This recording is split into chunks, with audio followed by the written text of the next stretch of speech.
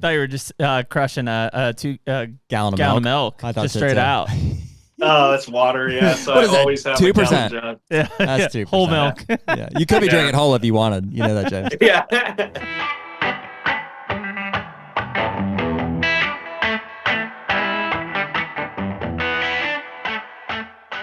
HUNTR Podcast is brought to you by Deer Grow. Man, we've been using Deer Grow products for a long time. The Plot Start and Plot Boost, more recently Plot Till. Now we've got 3 new liquid fertilizers that have been put in the mix that will cover everything we could want for a food plot program. It's huge, man. The more food plotting we do, it's like, man, the liquids just make sense. Like whether it's herbicides or the Plot Start and Plot Boost, and now the fertilizers getting mixed in. It's like, man, I can combine all of those in certain cases and do less passes for more results. I mean, it's all about efficiency. I mean, like you said, less passes. If you're out there treating your beans with glyphosate in the summertime, you can mix in this fertilizer, do that all at once. You have the boost in there to help some metabolism. It's all about efficiency when we're talking about food plots. And really the big difference on these liquid fertilizers is you're bypassing some of these soil limitations, pH limitations, the soil type. In a lot of cases, we talk about dry fertilizers only being available for 17% of what you put down in the first year. These liquid fertilizers straight into the plant are 90% available in the first year. Huge difference in what you're going to see in growth. It's huge. And so right now you can use code HUNTR15 for 15% off any of the Deer Grow products on their website.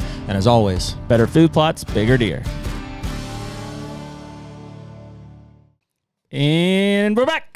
Heyo. HUNTR Podcast, episode 259. You kept me in line. Nailed it this time. That's what I'm good for. You that. just do. You're just like, it came to me in a dream, in a vision. It did come to me, yeah. In a vision. Hey, thank you guys for being here. Whether you're listening on YouTube, Spotify, or Apple Podcast, we drop these episodes every Tuesday night at 6 p.m. Eastern time. And pretty soon here, they'll start on Thursdays as well once we get into Double up. September sometime. If you've written us on Instagram DM or the website, we appreciate you guys reaching out. First of all, I think we've been diligently kind of getting back through those. So appreciate you guys reaching out. We have some merch on the website, and on any of our partner websites, you can use code HUNTR, HUNTR, for a discount of some sort on their stuff. I know partners love seeing traffic come from us and stuff too, so that helps us out. We appreciate that. Yep. And here we go. Here we go. It is June 26th. As we film this. Indeed. This will be dropping sometime in mid-July, give or take. Up my water consumption here today. Hydration. Slightly behind. Yeah. It's hot out.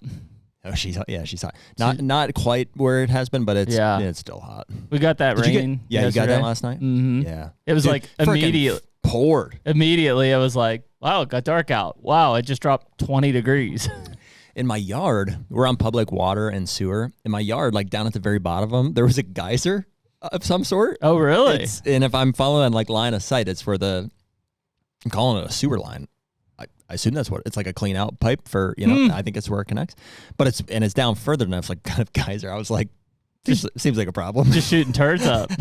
I know solids. No solids. I know solids. All liquids. I didn't see any color either from a distance. So interesting. I'm assuming it's just runoff. Yeah. Yeah, that was a soaker. That came through. A gusher. For sure. Yeah. Yeah, but it did. It like immediately, like as that got cloudy and stuff, it was like 20 degrees colder. I tell you what, after our conversation with Skip and, talking about erosion and stuff like that, I have really noticed, like I've been out at some of our, not just ours, but just ag fields during a torrential downpour like that.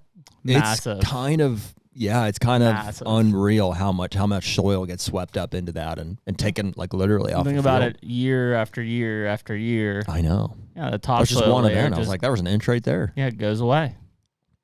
So it's an infinite. It's not an infinite layer. It's a finite layer of topsoil. So something to be aware of, Yeah, I mean, Well, we talked yesterday. I guess does seem like though, even with the heat and stuff, like it's been a growing season. Oh, she's been a grower for sure. Yeah, I mean that heat, that humidity, moist, timely rains, and fertile. Yeah, it is. It is definitely for crops, for weeds, for everything. Do you think, is it just me? Like, am I one of the only guys that literally just like, I get as excited with trail camera pictures just to check my food plots? Oh yeah, and stuff. Do other people do that, you think? I bet. I do. I know I need to spray, which is what I'm doing this weekend. I'm gonna spray in Kentucky this weekend. Yeah. Spray all my beans and corn in Kentucky. Yeah, we'll cover it on a Farm Companion later, but I sprayed all my beans with that concoction, so hopefully it doesn't kill them all. That's my only request. Seems like a fair one to have. Yeah. Anyways, we got a guest today, We got James Visser from Bow Disciples. That's it. Very cool. That's it. So we shot tack with James. It was probably 3 weeks ago now. Yeah. Along with Bomar and Josh Jones and a handful of other folks. Yep. Hauser was there too. Yeah. So, stoked to get James on, and I believe he's from California. California. So he's a few hours, I guess, behind us. It's still. We don't have many West Coasters on this show. Yeah. So I'm sure he'll be able to teach us a thing. I know he does a lot of those Western hunts. Mule deer and some other. Yeah. I don't know what you would call them. Like I'm pretty stoked. I saw he was shooting goats and sheep is what I was thinking in Hawaii. Yeah, and I think that was paired with another tack out there. I'm pretty sure. Does he know that you shot a goat and recently engaged? No. I'll have to tell him my goat story for sure. Okay. Yeah, recently engaged too. Awesome. Yes. Cool. Let's get him on. Okay. All right. What up, guys? How we doing? Yo. What's up, buddy? Looks Good, yeah, stoked to be here. Looks like you did your hair for us today. A little slick back action, a little bit of. You know what? I actually got kind of lucky. I woke up to go to the gym and I looked at this bad boy and I went, the mullet just firing right off rip today. I didn't really do anything, but that does not happen often. So I got pretty lucky today. Yeah. You got any product in there today or? No, this is just oil and grease. Just natural. Mm-hmm. Just nasty, but that's kind of how I like it ideally, just real grungy. I don't think it would fly out here with the humidity. I think you'd get a little poof in the back probably from the mullet side. It wouldn't lay right. Yeah. I've been working on the mullet it's been a couple year process actually to get it. So if you our channel started in 2018 and there was a phase where I had a bit of a mullet in 22 or something, and then Brianna hated it so much she cut it off, and then I was I always was drawn to bring it back, and it was a journey from a buzz cut to get it back. And Matt Shadow, singer of Avenged Sevenfold, when they came out with this last album, he had this crazy mullet, shaved on the sides, and I was that's the cut that I need. So I've been working towards getting the Matt Shadow's mullet, and we're pretty close now. I mean, I'm gonna get it, down here, but for now it's pretty good. Right on. Are you into the bear grease at all? Do you do any of that, black bear grease in your hair? I have not tried it, and no, maybe I should. Have you heard of that? Is that a thing? You've not heard of that? Oh yeah, it's a big deal, dude. Lauer, how do you think Lauer's looking so robust in his? Is hair? That in the same audience that does the beef tallow stuff? Absolutely. Yeah. Absolutely. Look that up, dude. Just black bear grease. It's a. I mean, you guys shoot black bear out where you're at, right, in California? Yeah, you know what? I've actually never hunted black bear or bear at all. We have a lot of them out here, and it's over the counter in California, but I haven't done it. The closest I've come to hunting bear is in New Mexico. I was on an elk hunt in 2020. Is also over the counter for bears, and I could have shot a bunch of bears, but it's just I don't know what it is. It's just I was well, I have this elk tag that I may never get again. I'm not gonna shoot a bear and waste a day when the season's only 2 weeks. You know, so I haven't hunted one yet. But this year, my dad drew a really, really good elk tag again in New Mexico. He had a 2% draw odds. Whoa! And he's 68, right? So it's wow. Who knows how many more killer tags he'll have bow hunting. So I'm gonna go film it for him. And I was thinking maybe this is the time I'll get the over-the-counter bear tag. Mm-hmm. Yeah. What's kept you off them in California? If they're there and over the counter, is it just not a lack of interest, or is something else taking your time? No, it's nothing like that. I don't know. I just never been super drawn to hunt bears. I mean, I would love to at some point. There's so many other things I would rather be hunting or doing that it hasn't been a focus point of mine at all. But aside from that, I would love to do it at some point for sure. Yeah, I don't blame you. I've described it just like they're basically big raccoons. I would shoot one. I mean, I would go on a hunt. It would be fun to kind of do that, But I haven't had that strong desire to shoot one either, I would say, and this isn't against anyone who does it, but I don't have any interest in hunting a black bear over a bait bucket, that. Oh, that's the only way I'd hunt them. Really? Yeah. See, because I was thinking, James, when you were talking about New Mexico and stuff, I was thinking that would be more almost spot and stock type style. Yeah, I mean, we certainly saw some that way, and that's probably how we'll be stumbled across them this year. I actually ended up, so on that particular hunt, I ended up shooting a bull off of a water tank or a dirt tank in tree stand. So I've shot a lot of my bulls out of tree stands, actually. Wow. I think it's a very underrated way to hunt elk, especially on heavily pressured areas. But because of that, I saw a bunch of bears that would come in and hit that dirt tank. Yeah, that makes sense. But I kind of agree. I mean, I always say I'll hunt any animal any way that's going to make me successful, so long as it's legal and with a bow. I don't care if it's, sitting water or sitting something, but I kind of agree with you. I would rather do it spot and stock if I had my choice. But if what it took to punch a tag and be successful was to sit, I would, but I always will prefer to do stuff spot and stock on the ground, just because that's how I've always been like raised and brought up hunting. I mean, that's the problem here, right? Like, we have a tremendous black bear population in Pennsylvania, but number one, you're not spotting stocking anything. Like, I mean, you can't see these things, let alone, be able to make a move on them. And then there is no baiting. Like, most of the bears are getting killed during the gun season via bear drives. Like, that's about, not the only way, but very much the successful way of doing it. Are guys killing them, like, out of tree stands with bows and stuff? Does that happen just on trails and stuff? Yep, on acorns and stuff, and on cornfields and things like that. Yeah, I mean, I don't know how many we're killing, but they're definitely killing quite a few bears during the archery season. Let me ask you this: can you mow corn for bears? I don't think so. I don't think you can mow corn for deer in Pennsylvania. I don't know the answer to that. Yeah, I don't think so, but I'm not positive. Interesting. Yeah. Wouldn't mowing just be like part of agriculture though? So like, how would that be considered baiting? That's the law. Yeah. That is the law. So some states look at it like, like in Illinois, for instance, we were talking like that is a standard agricultural farming practice. So you can do it, according to, what's there. You can mow corn in Illinois. But I think there's other states, Jeremy, help me with what they are. Wisconsin.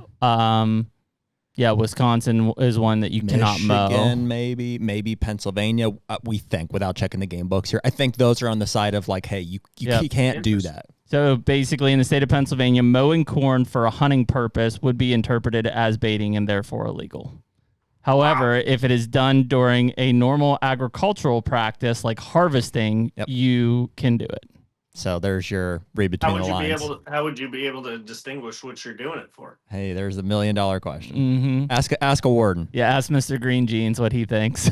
Dude, I'll tell you what. You know what? This is a pretty interesting, fun pod because, like, y'all do so much different stuff than I do. So like, I really like this pod because I know nothing about this, right? So it's kind of fun to hear about. And to me, it's kind of crazy because like the old joke would always be like, out here, most states, you just can't bait for stuff. It's not like a thing in most of the states I hunt. But, cattle will have like salt licks because a lot of these areas have free ranging cattle, and the cattle will have salt licks. You're like, okay, well, theoretically, if someone wanted to put a pop-up blind on this salt lick, would they be hunting bait or is it just there for the cattle? I don't know. Not that I never set a salt lick, but like I can see this coming up because the salt lick was already there. Yeah. So what about the water hole stuff? Like, I mean, where you're at, water's critical. Like, can I just go, not necessarily on public, but like, let's say I have a private ranch. Can I just go put a water tank out and hunt over it? For sure you can. Yeah, 100%. And you can even do that on public, in most states. Now, some of them will have these sneaky rules in the regs. Not many, but some of them will say you can only sit it for like an hour at a time. What? Yeah. Logic. What do you have to do? Like, get up and like take one like quarter-mile loop and come back? Go for a hike, come back. What are you going to do? Like, set a timer? Like, I don't really understand that one. But yeah, you can sit water in pretty much every state that I've hunted, which is so interesting because it's like water is in theory a form of bait, but then like you can't bait. Yeah. No, and I've never hunted. That's not true. I've hunted bait one time, and I'll tell you kind of a fun story. When I realized I made it in my hunting career was, okay, so coming from the West, growing up only hunting like awful public land in California for the most part, then getting to hunt some better states, public land. But then I got invited on a hunt with Badlands to Oklahoma. And I'll tell you what, boys, when I sat in that tree stand and I heard a feeder go off on that private land for my first time, I went, I've made it, baby. I made it. I have made it from the bottom. I made it. You immediately looked over your shoulder. Is there a camera filming me? Is this a TV show? Yeah. Yeah, dude, it scared the shit out of me, though, dude. It was so funny. That feeder went off and I flinched out of the tree, bro.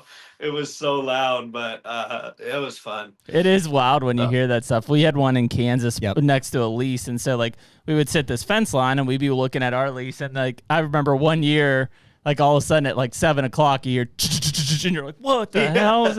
Sound like a machine gun going off behind you, and you're like, well, that's where they're at. It was like the corn pelting the metal, you know. You're like, ever hit the deck? Yeah. And the thing is, like, I think that people have this perception that, especially guys from like where I'm from, have this thought that like because you're hunting bait, it's like the easiest thing of all time. It's like a canned hunt essentially, and that wasn't the case, dude. Those deer were so goddamn skittish when they would come in around that feeder, and yeah, I mean it's certainly not easy. I've hunted really good public land, like some of the best in the world. I've hunted some of the worst in the world. I've hunted some of the best private, and I've hunted some of the worst private.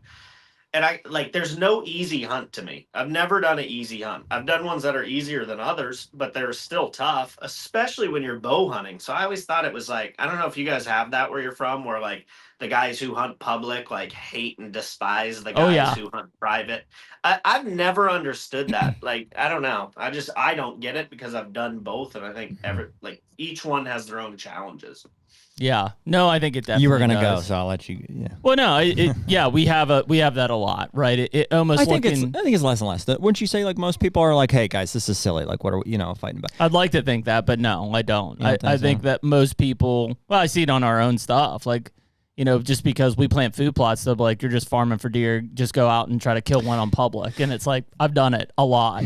Like, I've done it a lot. Like, it's just, I'm past it. If anything, it would be, I don't want to be out of line in saying that because I guess, we're the ones getting, shit flung at us. But it does seem to be, if that exists, it's like from the public land side of things, you hear guys that are, like, hey, what you're doing is not hunting. It's making it too easy by making changes to the property, by anything, wherever they want to draw the line there. That seems to be the, and they're not wrong. It does increase your odds of success, And so the question, I think you're asking is like, or where they will make a claim like that's not hunting. It's like, I kind of disagree with that, but there is the point, it's like the thing that everybody acknowledges is like the high fence. Everybody's like, okay, if you shoot a deer in a fence, everybody outside of the fence agrees. We're like, okay, we don't do that, but well, what's interesting about that is, so I've never hunted high fence except when I went to South Africa. Now the thing with South Africa is everything over there is high fence, and maybe a lot of people don't know that. I did not know that myself. That's everything in South Africa is going to be high fence, right? But what you don't understand, or at least I didn't understand, it took me a while. Like, I was very hesitant to even go. But Brianna's like, you need to go, you need to do it. And I'm really glad that I did, because when you get there, you go, okay, there's such huge properties. And the animals are very much wild. Those animals are every bit as skittish as a doe on a corn feeder. Like, if not, I mean, probably more switched on. So just because technically all the animals are in a fence line, it doesn't mean that it's going to be you just walk right up to them and shoot them from like 5 feet. Good luck. That's not happening with a bow out there.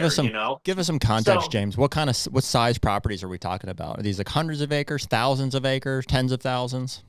Yeah, so that particular property I hunted was about 2,500 acres, which is actually a smaller piece for out there, but it's bow only. So the only way you can hunt this place is with archery. And I mean, when I say 2,500 acres, it's like you're talking 5 or 6, 7 different mountain sets, tons of rivers, trees. Like it would be a unit in some states. You know what I mean? Like a whole hunt unit is how big this property was. And like I said, the animals are so switched on that, like, I've spot and stalked my entire life for coos deer, mule deer, javelina, elk, you name it. And like, I know how smart stalking a huge mule deer buck is. Like, it's very, very difficult. Stalking their animals was no easier than that because, like, very, very hard. Because, for example, when I went and shot a zebra, right? And I wasn't even sure I wanted to shoot a zebra, but ended up doing it, and I'm really glad that I did, because that stalk in particular took me 4 hours, right, to get within bow range. Wow. And I ended up having to shoot him a little further than I wanted to. But what happens is it was a herd of 5 zebras, right? So they're moving around, working together, and the wind always shifting just like it always is. So I'm constantly adjusting. They're always moving or adjusting. And then next thing you know, I finally get to a point where I'm like about to get in a pretty good setup to maybe get within range, probably 2.5 hours in at this point. Come over this little crest and this brush, and I'm hoping to be able to like shoot down into them. And boom, I get there's a herd of impalas I didn't know that were there that have me pinned right between me and the zebras now. So now I have to sit for like an hour to wait for the impalas to move off so I can keep going on the zebras, which by the time the impalas leave, now they're another 100 yards away, and now I have no route to get to them. And then by the time I have a route, I start to move in on them, and I get pinned by a giraffe over to the left. So now the giraffe looking at me, and I can't go anywhere, because if I do, that giraffe's going to spook and all the zebras are going to spook. So, I mean, by the time everything, all the stars aligned, the wind was right, and I got to a spot where I had a shot window, took over 4 hours, and it was very, very difficult. Jeez. Same thing when I shot a red hartebeest. We saw them on one side of the huge unit-sized property, had to loop all the way around because of the wind, get on the other side of them, come in. Again, 3-4 hour stalk, and ended up shooting them at like 55 yards or something. But my point is, none of these animals were at all easy to hunt. And it's interesting because I would have thought, I guess my whole life I thought that it would have been. You know what I mean? It's just like how I was conditioned to think of it.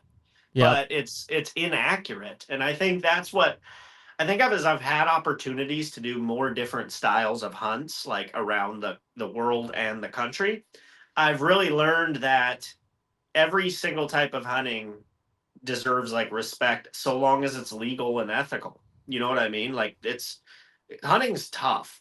It's just tough, especially with a bow. And I think the less as hunters we can pigeonhole each other into these little sections and try to like this side fight with that side, and this side over here, the crossbow guys get shit on by everybody. And, I just think that's stupid. And I think it would be much better to just like support everybody that's doing it legally and ethically, Yeah. What did you think of that? Or I guess, how many animals did you shoot over in Africa? 5. And 5, yeah. Were you the only one hunting the property at that time, or? Yeah. Yeah. Did you have the option to hunt like a water hole? I think a lot of people have seen that traditional setup, like of the blind, and did you have an option to spot and stalk versus the water hole? Yeah. So they do have they call them hides there, blinds, like elevated blinds. None of them over water there actually, but on like different, actually one is over water. But no, I elected to only hunt spot and stalk, which is pretty unusual in Africa. Not many people do that, but it was just like, if I was going to go, is what I wanted to do. And I had a really good filmer, Travis, who was there filming the whole time. He did an amazing job. So it was, it was an experience. Awesome. Dude, the high fence thing, it is interesting how we just generally, first of all, I didn't know that you didn't know, like, dude, all of Africa is fenced. All those Bomar hunts and anybody you've ever seen, those are all. I mean, is it mainly like, what about like Zimbabwe and stuff? Is that all fenced? No. So like there are a couple. So like all of South Africa is going to be high fence, right? But if you go to like Tanzania or a couple of these other ones, there are a few that aren't. But bro, like most of them are in war zones, so you have to have like actual military. Yeah, you have to have like dudes in the military, like essentially transport you around, and you're talking like $100 grand plus to do some of those hunts, Wow. And in reality, the animals are gonna, react roughly the same. Right. Like they're not any more wild than the ones that live on the fence. Like they don't even. It's not. I don't think the animals like inherently know they're in a fence. Right. You know what I mean? Well, probably not. Well, and they're fenced for their protection, frankly. It's not from like a. Oh yeah, it's not like from a trophy. Well, that's what I was gonna say. Like, what's the reasoning for South Africa being fenced? Is that just like their country, like they just don't allow free range hunting? I don't know. Now let's see. Someone who's from South Africa might get me here, but I believe that the main reason is that they don't have any like government regulated hunting. If that makes sense. So all of the hunting is on private properties that somebody owns, right? So they're not like managing the animals like we do here, where they're like, okay, we have this herded mule deer, we want this many shots, so we need to give out this many tags, and here's the season. It's like the person who owns the property almost. So the animals will breed and have their own populations, but they can also be stocked more like fish. Yeah, put and take on the property. So the landowner owns the animals and the property. So therefore they could set the rules and regulations of their own properties, and that's how it works. So everything's privatized, more like it would be in Texas on those high fence places than how our minds think about, like, well, I need to get a tag for Iowa, or I need to get a tag for Utah. It's not at all like that. Like, it's total, I want to shoot an Impala. How much is that on your property? And then, like, where's the best place I can go try to do it? And then interesting. That's how it works. Yeah. Well, and dude, Texas is the same way. I mean, Texas and Africa are like the two places that the general public just seem to accept that. Not that it's our place to accept or not, but it is what it is. That's the culture down there. Dude, that farm that like Cam and Levi and all them guys go down hunt. I'm 95% sure it's a giant high fence. I mean, huge place, high fence ranch, and they freaking spot that thing with a tower. Like, I asked one of them I think it was Levi. I was like, how do you guys know? Might even been on the podcast. I said, how do you know which ones to shoot or not shoot? He's like, well, there's a central watchtower. Like, the guys will get up in the tower. They can see the entire property with like giant monster spotting scopes, and they'll be like, yep, you're a green light on that one or not. Wow. Oh my gosh. Yeah. That's it's wild. Like a whole operation. Yeah. Yeah, totally. But yeah, I mean, I don't know. It's been an interesting one for me to go through some of this stuff, like hunting a feeder for the first time, or hunting the high fence, like even just hunting private. Like, I get it. I understand the other side, because that's what I did my whole life, was hunt awful public land and really good public land when I would get good tags. But California, we have some brutal units. Like, where I grew up hunting deer in this unit called D16 is like the worst. Like, it's like awful deer hunting. You know what I mean? And that's how I grew up, like, was hunting that. So I get both sides. But I don't know. I just think everyone should get on the same page a little more, is what I've learned. Well, James, because I used to be the same way, dude. I used to totally be the same way. Yeah, they're trashing them. Be like, well, that guy's not as good as me because he's doing it on private or whatever. Like, I used to do that, right? Yeah. But, like, when I was younger and probably more jealous of folks. But now, and with more knowledge, I realize that that's, in my opinion, a poor mindset. Yeah. Well, James, what was your upbringing like into hunting like? Was that like an archery first, or have you always hunted from a young age? Or, I mean, talk to us a little bit about that. Yeah. So my dad was a hunter is a hunter and was a hunter. And I believe he shot his first animal with a bow in, I want to say it was either 77 or 87, one of the two. So he's been bow hunting a long time. And then when I was born, I mean, bro, I had a bow in my hand when I was like 2. So I was shooting a long bow that I would like tape stabilizers to, like different arrows, and weight them and stuff. And I was shooting long bows ever since I was a little toddler. And then I shot my first ever animal with a bow, or anything, but with a bow when I was 5. And I shot a cottontail at like 20 yards and change. I shot a cottontail. Oh, wow. And then, so I've been a bow hunter my entire life, just on the ground bow hunter. And then I shot my first deer when I was super young as well, out of a tree with a bow. And then, I mean, I have done a couple of rifle hunts. Like, I did one in 2006. I did one in 2013. But aside from that, pretty much every single one of my hunts has been with bow. Yeah. And not to say I would never gun hunt again, but probably not for quite some time, like, so long as my health is able to keep pulling a bow back. But I don't know. I just done it ever since I was born, basically. Yeah. And were you born in California? You're a California native? Yeah, San Diego, but in a town called Ramona. Santiago. Ramona's, Ramona's a whale's like vagina. Yeah, we got it. We know what it translates to.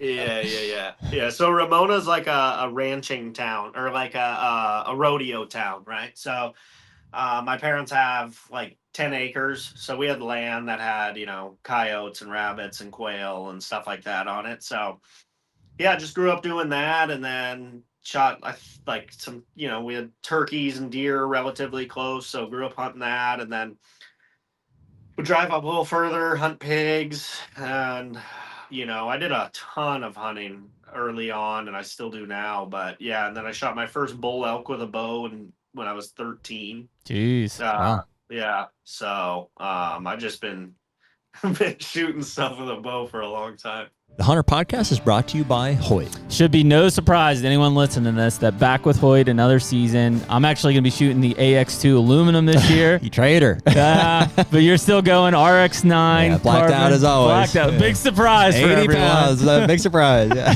But seriously, man, I mean, it shouldn't be a surprise to anyone. Every year it seems like we get a new Hoyt bow in our hands, and they're always a step above the last and just a step above everybody else. Yeah, they're so consistent, man. Just their processes get better, every year. And we've really been excited about, as we've grown with Hoyt, we've brought some others in with us. And we just feel like the Hoyt family is growing, like the community, and we're really excited about the people that are involved, excited to be a part of that company. And it's really awesome. So for anyone that's excited about Hoyt, like Jared and I are, you can use the code HUNTR, HUNTR, on Hoyt.com. Get serious, get Hoyt. Kind of the hard one for a lot of people listening to this that, are used to the Midwest or the East Coast thing from the West Coast thing is like, and I didn't know it obviously until I was in my 20s, is like the opportunities that we have year in and year out. It's like, well, we can go shoot a deer every year. We can go shoot a turkey. Like we draw there is no draws like for most of our states, especially if you're a resident, whereas like for you guys in the West, even as residents, it's like, there's certain areas that are OTC or open, but it's like, man, if you want to be in the good stuff, you may only draw that thing every 3, 4, 5, 10 years. Yeah, no, dude, it's way different. And I'll tell you what, so when I went to my first ever whitetail hunt actually was last year in December, when I went on that hunt in Oklahoma.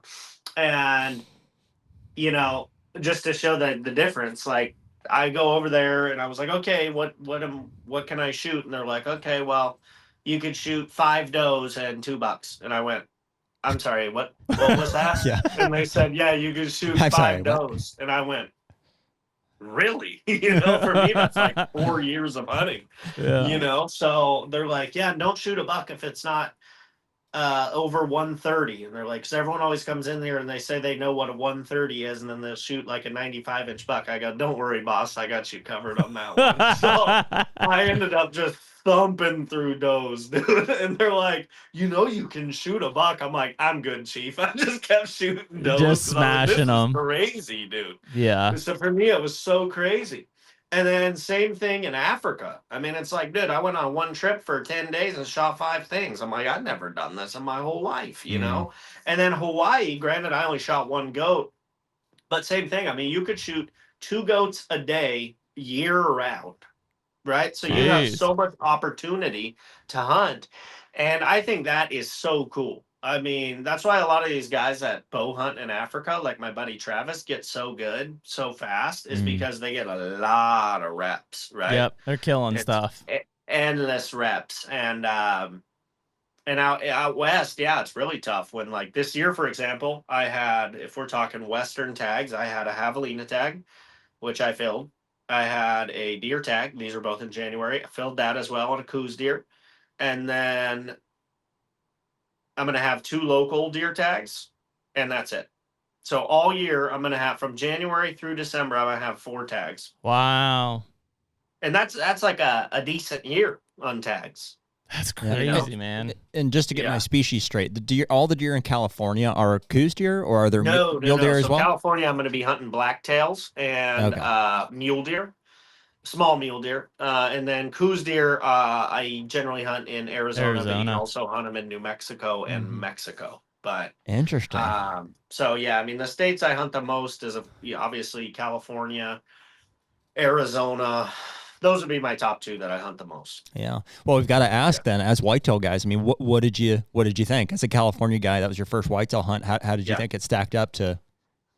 Yeah, I loved it. I mean, I really loved it. Sitting in trees. Like, I've tree stand hunted a lot. Like I told you guys, I try to be a very well-rounded hunter, like even on elk hunts or whatever, and be ready to sit a tree for a long time if that's what it takes. But I enjoyed it. I love just climbing up a tree, seeing tons of animals, like, raccoons, like just stuff that, I don't see a ton of. And then seeing like all the deer pour in. There's so many of them. That's the starkest difference, is how many dang whitetails there are. I mean, they're everywhere. I couldn't believe it.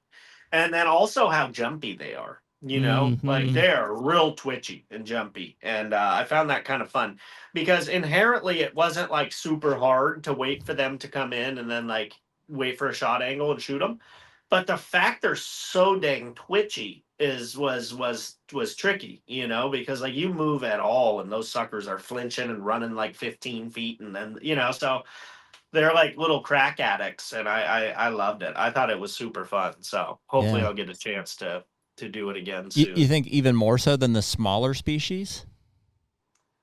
I thought those does, man, the bucks didn't seem super jumpy to me, which was interesting because it wasn't really rut. We're there in December, but the does were mega jumpy. But like you go hunt a coos deer, dude, like coos deer and mule deer, tough, but it's a different type of tough, I guess. Like, so a lot of the deer that I'm hunting, like, let's take some of my mule deer that I've hunted. Like a lot of times I'm hunting desert terrain, right? So I'll glass them up from like 2 miles away and then stalk in, but it's all open, right? Pretty much. So your wind, everything has to be so perfect, and your stalking skills really have to be well polished and top tier if you want to shoot a mature buck. Because I mean, you could roll a little rock this big at like 200 yards, and he's gonna get up and he gone. Like you have to be flawless, and the wind has to be perfect. Like any swirl, you're hosed. There's just a lot that can go wrong.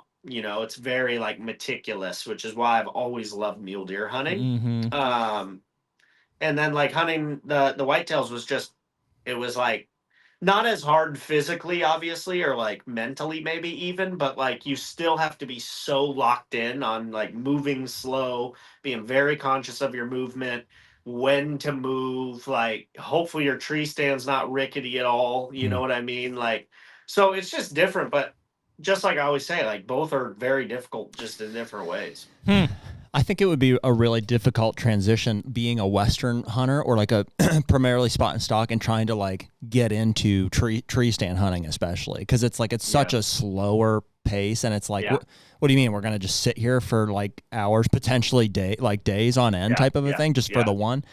And coming from a place where it's like, I'm going to see them and go. Cause we did the other way, we're whitetail hunters first. And we went out and did a mule deer hunt in North Dakota, and we freaking loved it. Cause we're just like, dude, it's always action. Like constantly if we're not spotting and stalking, if we're not stalking, we're in the truck, finding another one, checking out new spots. And I was like, I could get used to this. Yeah, totally. I have a lot of buddies that are awful at sitting, like they just are like, I'm not going to do that. But why I've gotten pretty proficient at sitting is, so I've done a few over-the-counter elk hunts. I've done 3 of them actually in Utah, and they used to be over-the-counter.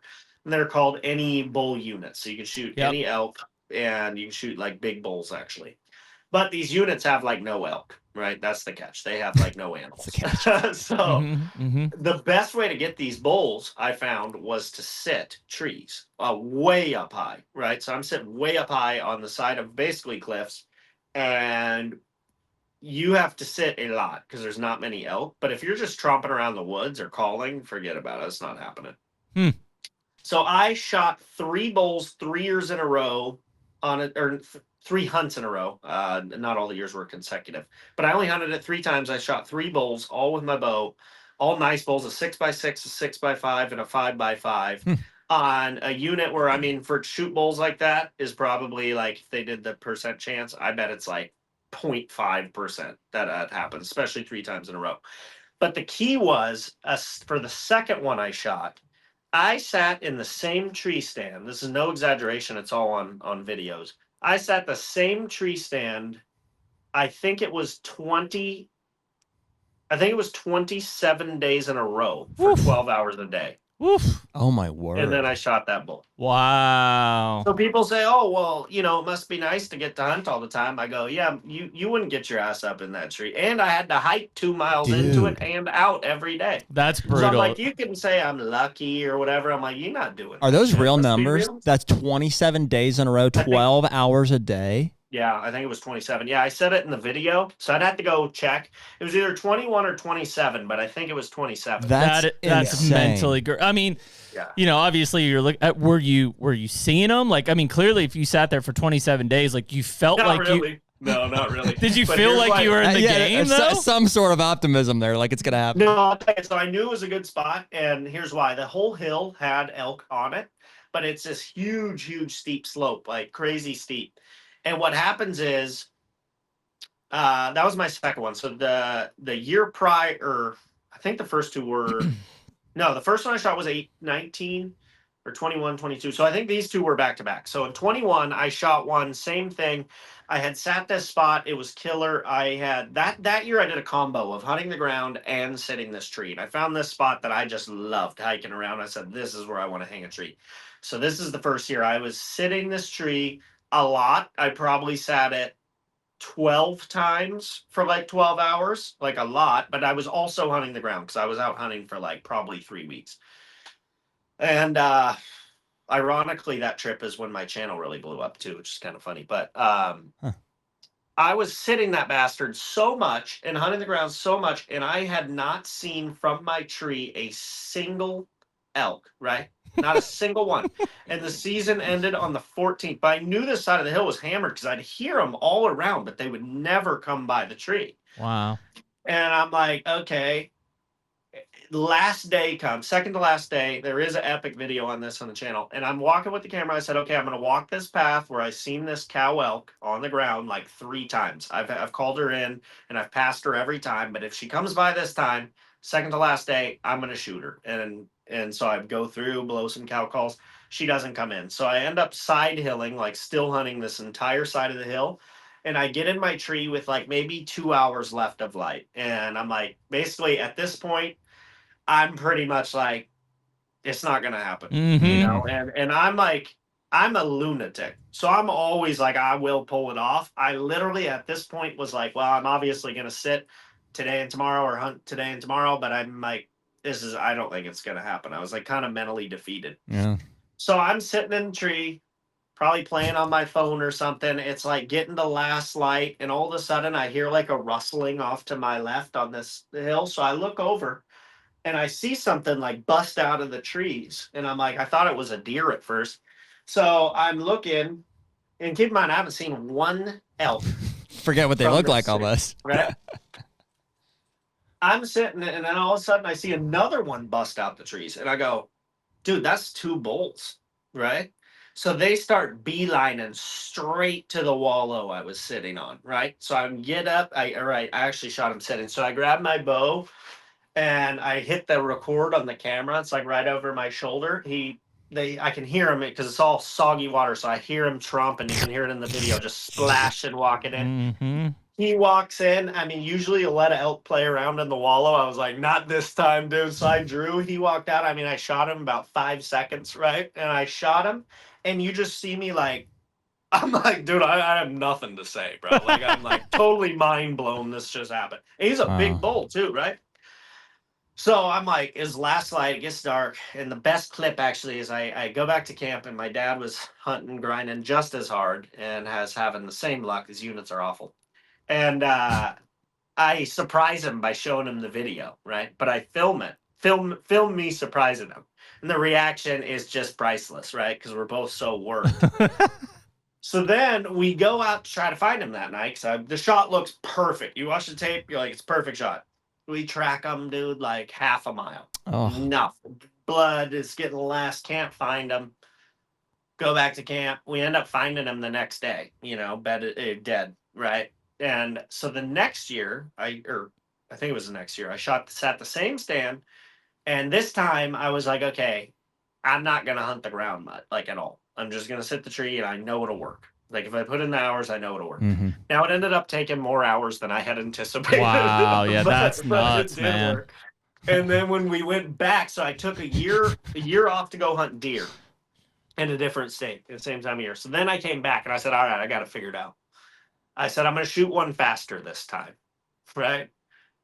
But what's happening is my scent orb is sitting just too close to the tree. And these elk, their noses are so good on the side of this hill. I need to get up higher.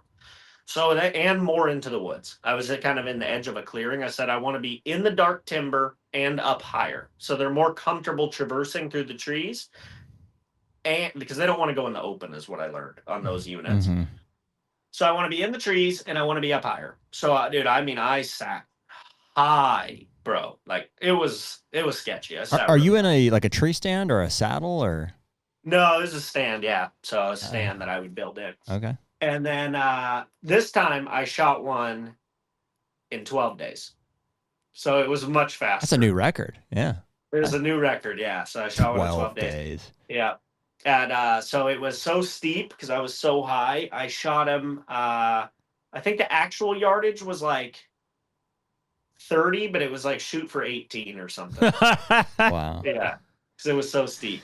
Dude, I would have to have so much certainty in a spot or that it was going to work out to sit that many days in a row for that long. That's no joke. Especially from an elk side, thinking like, you're in spot and stock territory. Why, on that first one you were talking about, you said you'd hear them like all over the hillside there. Yeah. Did you not see any point in like trying to call at them from the tree stand? Yeah, I did try to call sometimes from the tree stand, but they just they won't respond in areas like that are so heavily hunted, at least from my experience. They're just not going to reply. And then on the ground, I mean, don't get me wrong, I probably could have shot at least 10 elk on the ground in those units. Yeah. But they all were, with the exception of one, they were all cows for the most part, which you can shoot, but I'm trying to shoot a mature bull. And to get them in those heavily pressured units, it's just like you're not going to see them. Like it's almost for sure you're not going to see them. Are you seeing other guys out there like when you're hunting?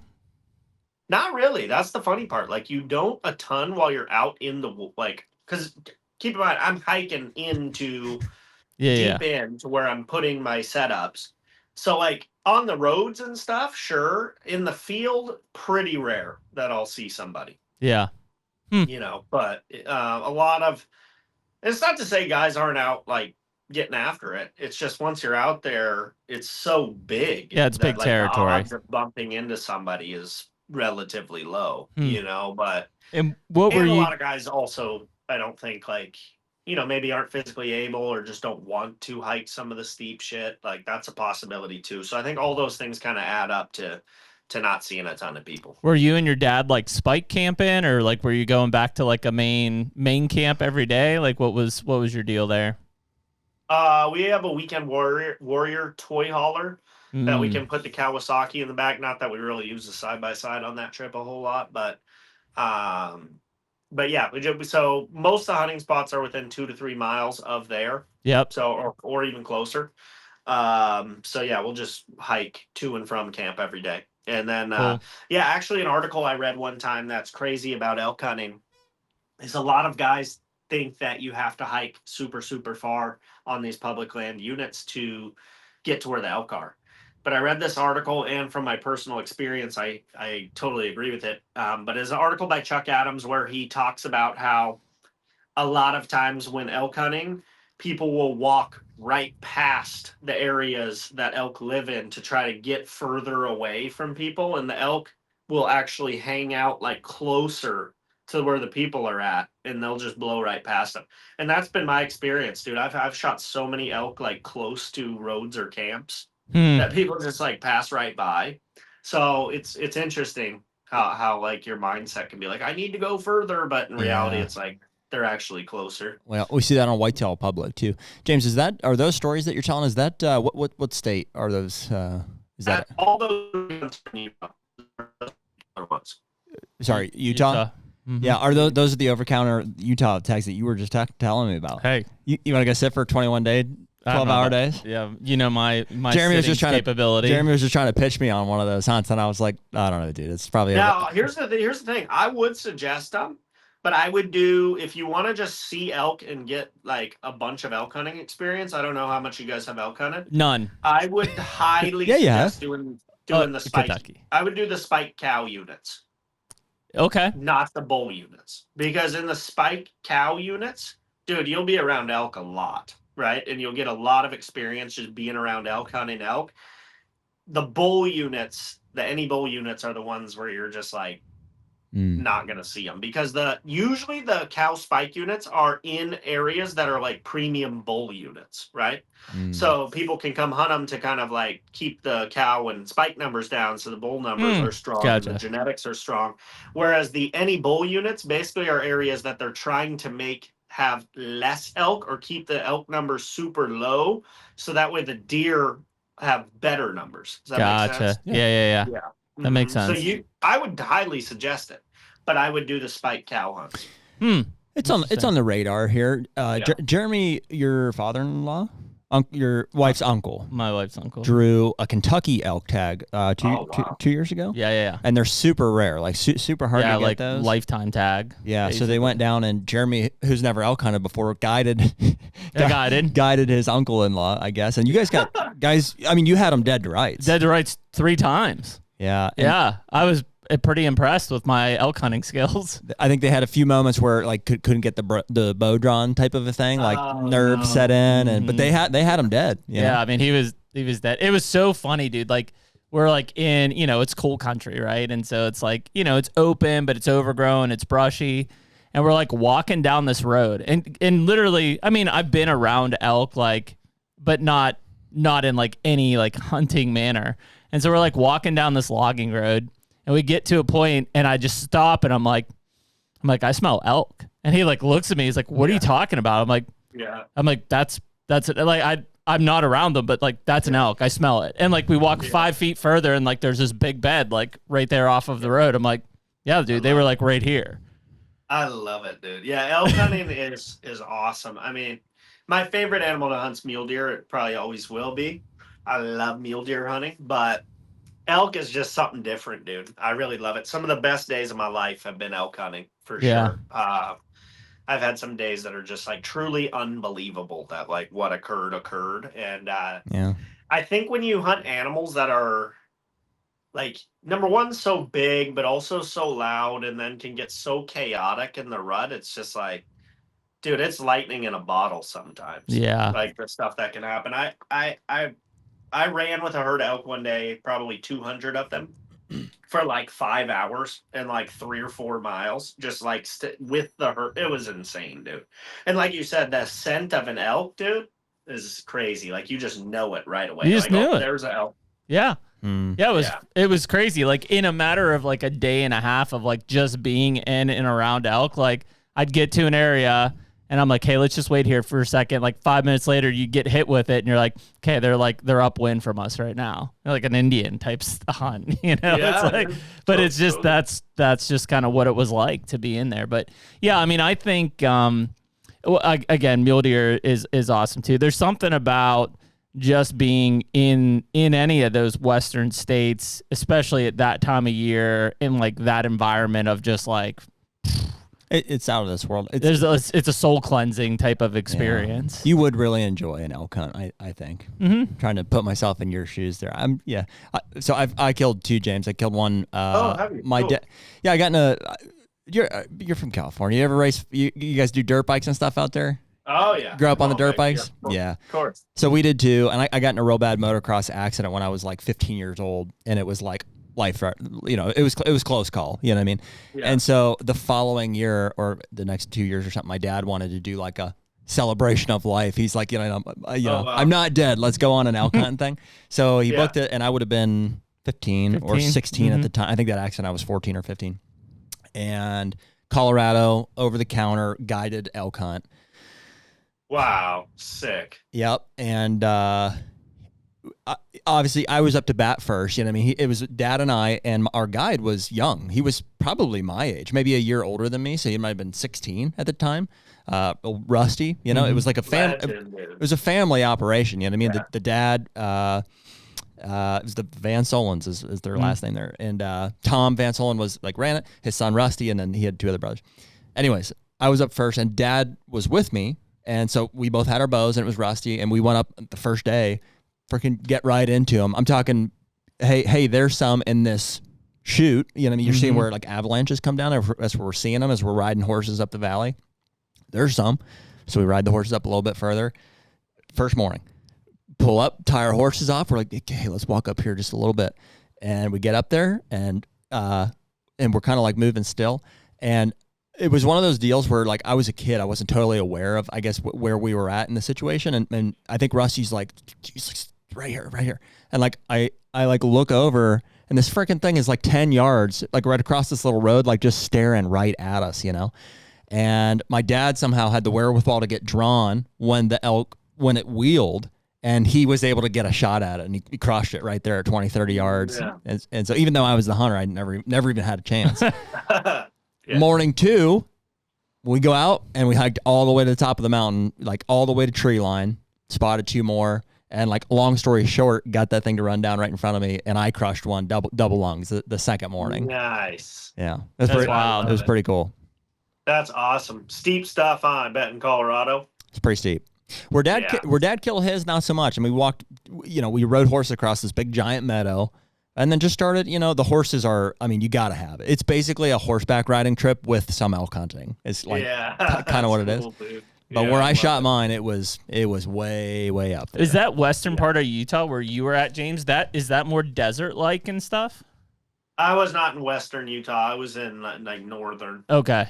Gotcha. Yeah, way up high, yeah. Yeah, because that's where I was looking at, like, those transitions in those states, and, it just, you get in those northern, and obviously you've got higher peaks, higher elevation, and stuff like that. You've got more of those dark forest areas, and then as you kind of get, even down towards, like, southeast, which would be, around Arizona and New Mexico border, like, it gets very desert plateau-like in there. Yeah, so that's my favorite type of terrain, but a lot of the elk I've hunted have been in more like timber, high country, but my favorite stuff is more that like deserty, high desert type stuff. So, but I haven't hunted elk since 23, so it's been a couple of years. Have you hunted the Kaibab for muleys? Have you drawn in there yet?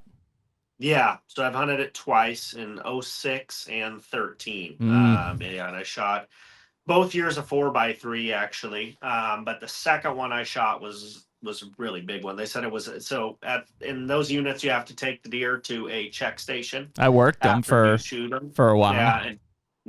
And I shot they said that season I had shot the oldest deer that had been brought in yet. That's awesome, dude. I think it was 8.5. That place was, I guess it was probably, it's been a while, 2010 or 11. I worked the check station for the opening day of gun season on the Kaibab. And I was an Eastern guy, right? So I'm naive to like what I'm walking into. I was more fascinated with the squirrels that were black with a white tail. Like that had my attention more than anything. Kaibab squirrels. Yeah. I was like, well, these are freaking crazy. Like, can we shoot these things? And then they started like pretty like right out of the gate started bringing in muleys, and I'm like, they were bringing in giants. Like I remember some 13-year-old kid just brought in this like monstrosity, and like everybody was like, man, you don't even understand. Like people put in here for a lifetime and never get drawn. Like you're 13, you kill this monster here, and like and any 13-year-old, he just didn't know what he had, but. Yeah. It was cool in that check station atmosphere because everybody was like, made it a big deal for them. Yeah, it is super cool. I have a bunch of points for deer in Arizona, so I mean, kind of getting there. It's close to where I could like put in, but I do the over-the-counter deer every year, or it used to be over-the-counter. Now you have to. It's like a first come first serve online thing. Mm-hmm. So I've done that. So I just been buying the bonus point every year because you can't do you can't fill 2 a year. Right. I filled it every year. So I just been stacking bonus points and eventually get out there again. But I love that deer tag, dude. Is like my favorite tag, that statewide one. It's friggin' bitchin'. Did that whitetail hunt in Oklahoma set you off on? Was there any kind of like, oh, I want to do more of that? Are you trying to make any plans to do the Midwest, or would you come further even east? Is there any interest in doing any of that, or? I mean, yeah, if opportunities come up, I want to start putting in Iowa and maybe Kansas. No brainer. Just to get a couple. But other than that, I think it would be for me just kind of a case by case thing, when someone invites me to do something cool or something. Dude, you would be a blast, but you'd also have a blast in like a 3 or 4 day deer camp like that we do. Just like from an atmosphere. So sure, we're out there. James brings the vibe. Yeah, so we're out there to try to kill a big buck. Like that's the point. But like just being in deer camp every evening and stuff like that is like it's a magical place. That's how the Badlands camp was. They called it Badlands Deer Camp, and it was awesome. I mean, like I don't know how many people were there. 15. And there was like tents set out, fires, like tons of drinks, food. It was bitching. So if y'all have a deer camp, I will come to that. You just let me know. We can make that happen. That's awesome. Yeah. That's cool. Dude, had you, the group that we shot with at TAC, so that was like Josh and Sarah, Bomar, and we had, like I said earlier. MFJJ. Yeah, Josh Jones, and then there's a handful of people. Your fiance. Your fiance, which congratulations, by the way. Thank you. Was that an initial meeting of most of those folks, or had you hung out with some of those guys before? Or I know it was our first time getting together. Yeah, so I feel like the interesting part, and I could be wrong here, but I think I was probably the only person in the group who had met and was like cool with everyone there, other than you guys were the only ones that I had like just met. Right. Mm-hmm. So I had met and talked to both Joshes all the time, right? So like, I know them both really well. I've met Sarah plenty of times, and then like everyone in my crew, obviously I know well. But then it was my first time really meeting you two and Micah, really. Oh yeah. But other than that, I was kind of I feel like the cog. I sort of got tasked with being like the group leader, sort of, to get everyone together by the check stand, because I had everyone's number, but like everyone else I think was kind of meeting for the first time ish. So I thought that was really fun because I love people networking and hanging out with different people. So to me it was really cool to like get Bomar and MFJJ to meet, and then like for I thought that was a really cool connection, and then like for me to connect with you guys was really cool. So I thought just like the whole nucleus of our group was really, really cool. And you guys actually kind of saw a different version of me than normal. Usually I'm a lot more of a wild boy, but that's not what we got. Okay. No, hey, let's not forget. You got a mellow version of me, and I'll tell you why. Because we had already shot a ton, right? That was our last shoot of the weekend. Yeah, you've been through two days of torrential downpour. Right, but what it was we had like 13 people, and I'm like, okay, if I don't move this group along, we're never finishing, right? Yeah. So I'm like, I'm like super competitive and I'm a competitive shooter, right? So normally I will like glass every target, range every target, like really make sure I'm hitting them good. This time I said, I'm not glassing a single target, bro. I'm just pulling up and I'm shooting. Just letting them rip. And then as soon as everyone's done, I'm blitzing to the target and then blitzing to the next one. Because I know once one person does it, like people will follow. Oh yeah. And dude, I was so proud of our group's pace. Because we were efficient, man. We had a ton of freaking fun. But, dude, we were pushing a group of 2 with 13 of us, dude. I was so proud of that. It was like 5 of us step at the line and let them rip. That's how we did it. We had everybody shoot at once type of a thing. Let it rip. Yeah, we shot good, too. You did, too, man. I couldn't believe it. At one point, I think you just dropped your bow. You're like, oh, it's fine. It's a tool. And then you're like, next 100 yards, like 12. That's a 12. All right, let's roll out, boys. Yeah. My bow, dude, it's funny, man. My bows are so durable. At least like what I shoot, that thing falls over. We always make a joke because I got my bow from Bowtech. I actually had that bow right before the Proven came out, so probably in October I flew it home. Yeah, because I did keep hammering, and then I went and did the Bowtech tour, and then I took that bow home with me, and it wasn't out for like a month. Yeah. But dude, that bow, for being only like 9 months old, it looks like it's 12 years old. How much I've used it and beat it, and it's dirty. I'm like, this thing's a friggin' war tank, dude. Yeah, dude, I watched some of that just the other day. There, I looked up and I found the keep hammering thing that you did. That was pretty cool. What was that like? Oh, thank you. Yeah, no, it was awesome. Yeah, friggin' really cool experience to go up there to Oregon. I haven't spent a whole lot of time up there, and certainly not since like 2011. And then obviously to do something with Cam, that's such a legend, was really, really awesome. And obviously he just about murdered me running up a mountain. I was gonna say, you did the whole workout and stuff? Oh yeah, I did. Yeah, the guy's a friggin' machine. Really good shooter too. So just everything about it was fun, and I'm super blessed that I got the chance to do it, because not a lot of people do, and I'm really stoked on that. That's awesome, man. That was fun. You'll have to watch that at some point. Yeah, well, it was cool. Thought you were just crushing a 2 gallon of milk. I thought just straight out. Oh, it's water. Yeah. So what is that? 2%. Yeah, that's 2%. Whole milk. Yeah, you could be drinking whole if you wanted. You know that, James. Yeah. but yeah, dude. TAC was fun. I really like TAC events.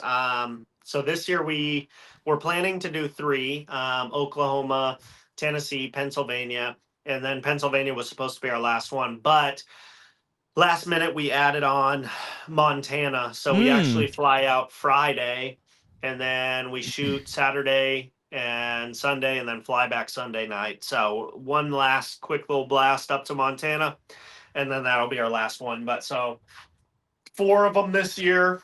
And it's just a really good opportunity, because for me, I like to go for a couple of reasons. 1, I love to shoot. 2, I really like to, the videos are fun to make. Yep. From those events. And number 3 is there's no better place for me to mingle with people that watch the show, right? Yeah. And for me, that's super, super important, because without people watching the show, then I don't have a job, right? So for me, it's really important to mingle with people, and that's just naturally who I am too. I want to talk and crack beers and have a good time with folks. So for me, it's always worth going to as many of those as I can, just to, kind of get, it's the best chance, like I said, for face to face. And for me, that's important. It is really cool. Those TAC crowds, and kudos to those guys, but it's our crowd. You feel like when you walk in there, it's almost everybody, you kind of you want to talk to, you want to shake, should we talk? You're just, everybody around you is kind of all on the same wavelength of that. And that's a pretty unique event, to have that, where because if you go to trade shows or consumer shows, it's, it's a very, very broad audience, but that one is it brings a lot of the same, thought-minded people to the table at the same place. Well, and especially this one right here, that Seven Springs event is 20 minutes from us. That's right up around. All those people are right from our, hometown, essentially. Mm-hmm. Yeah, dude. Yeah, no, Sean and his whole crew do a killer job of making an event that's just really fun, and also really good courses and shooting. And I have actually put on an event 3 times called Bow Disciples Challenge, and this it was in May, our 3rd one this year. Yep. And it's a 2-day event, and I know how much effort and production goes into doing an event like that. It is a lot of effort and work and time, and for them to do it so well, 14 stops crazy, a year, man, is unbelievable. It blows my mind, because I'm really proud of our event. It's really, really good, and the courses are amazing. We put tons of effort into it, and then having a flow. Because to me, what was always important when we did our event for the first time was that I didn't want to shoot that was a tournament where people shoot and then leave, right? I didn't want people to just shoot their bow and then leave. Yeah. I wanted people to shoot and then hang out and vibe. And that is what TAC does an amazing job of. A lot of our inspiration was based on TAC for sure. My first one I went to was 2019, right? So I've been going to TAC for a long time. And I've actually, when we go to Montana this weekend, at Red Lodge. So it's a new Montana location. We went last year to Big Sky, but this will be my 10th different tack location. Wow. When we go do this in Montana, so that'll be pretty sweet. Yeah, we're going to we'll be in Utah in a few weeks. So, and Jared shot that. I don't know if it's at the same place or if it's at a different place now. I'm not sure. It was at Snowbird. It's not anymore. It's no, not Snowbird. Yeah, it's at Solitude. Yeah, Solitude. Cool. So I have done Snowbird as well, but that was years ago. Cool spot though. That was, how long ago was that? 7 or 8 at least. 7 or 8 years ago. Yeah, I shot that with David Wise, who's a gold medalist snowboarder, skier, half pipe skier, and That's really cool dude. And Remy Warren. That was our group. Yeah. Who else? Oh, you know who else was there? Was Solo Hunter. What's the guy's name? Tim Burnett. Yep. That's cool. It was very cool. Yeah. I love that. Yeah, so that'll be cool. I shot that in Sperry Boys. I had my Sperry. I was in a Sperry craze for my shoes, you know. Forgot the boots. I was just a stupid kid. I felt like that's just all I wear. So I didn't forget them. It's just what I think you did. No, I think I went out there to prove a point. I was like, I'm gonna shoot this mountain in Sperry Boys. And you did. I did it. You did it. I love it, dude. That's awesome. Have you shot the Solitude course? Yeah, I have 2 or 3 times. Yeah. Pretty cool event. Yeah, it's awesome. So the key with Solitude is you want to stay in the venue they have like these condos right there. If you really want the immaculate vibe, you have to stay in those condos because they have a pool, 2 hot tubs, and a water slide, and you're walking distance from all the vendors, the base of the mountain, the whole deal. If you don't stay there, you end up being kind of far away, and it's like, I don't know, I don't think quite as good. But if you get those condos, the best. Our experience is going to be like it's short and sweet, like pop in, pop out kind of a deal. It's like we're flying from Bozeman that morning, so we'll fly in, and it's Thursday too. It's not even the main weekend, so we'll fly in from Bozeman. We'll get there like right at the beginning, and then we fly out that evening. Back to Pennsylvania. Yeah. So we'll do what we can with the couple hours we have there. But that's how our Montana is this weekend. So we fly in. I think we land Friday at 11:30 p.m. Then we have a 2.5 hour drive. So we'll get in like 2:30 a.m. Get up. We're shooting at 6 a.m. on Saturday. Oh, wow. So we'll sleep like 2-3 hours. Then try to shoot 2 courses. Shoot Sunday morning. And then fly out Sunday at 5. Wow. So yeah, just real quick. So do you, talk to us about like the business of Boda. You do this full time? Like that, this is your main way of making money is the channel, right? Now, yeah. What'd you do before? Real estate. Yeah. So I did real estate, and which I love, by the way. And I still do real estate. I got my license 2015. So it's been 10 years. And, but nowadays, generally, I'll just do referrals when I get clients, just because my travel schedule is pretty immense. But I love real estate very much so, and I'm glad that I learned a lot from it. And I also own a rental, and I want to get more rentals. Yeah. That's kind of my retirement plan, sort of. So just working towards that. Yeah. But and then started doing this full time. So we started channel 2018. Built it for about 5 years, didn't do any sponsorships, nothing at all. And then last year, I think around May is when I took it full time, said I'm really going to commit for a year, see what we can do.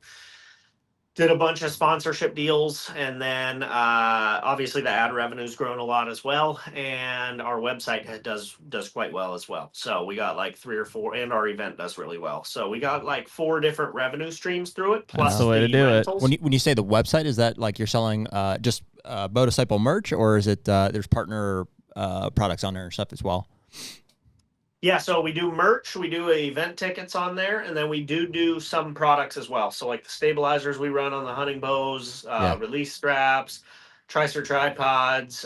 We got a few different. Oh, and then our archery games as well. So we made these archery games. Like we have a beer pong one, a golf one, a baseball one. I've seen those. Yeah, and those kill it as well. People really like the games. So though just all of those things have kind of scaled, and yeah, it's kind of a trip, really. When I think back to a couple of years ago, it's like, it doesn't seem like it could be a real possibility where things are at now, but somehow they have got there. And I think that I feel like we're just getting started as well. So I think that stuff will just continue to escalate until it's like a pretty substantial thing. But yeah, it's been a fun ride.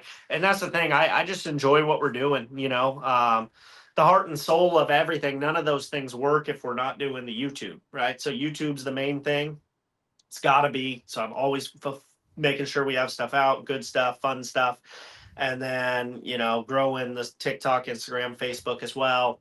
And then from all those, then, the website does better. Where when those things do better, the website does better, the sponsorships do better, the event does better, Yep. So for example, like our event, let's see. So the first year, I think we had 151 participants.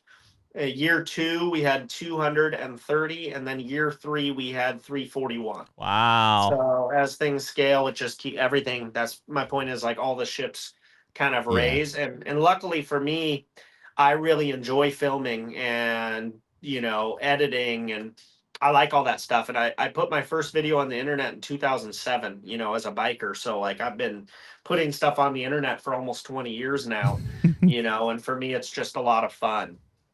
That's awesome, man. Yeah, I mean, and I think that the variety of content that you're doing, I mean, obviously bow focus, but still, like, even showing, like, from the tack to the actual hunts and stuff that you guys are doing, I think all of that becomes really cool. Like, even just recently following, like, your like, Hawaii adventure here.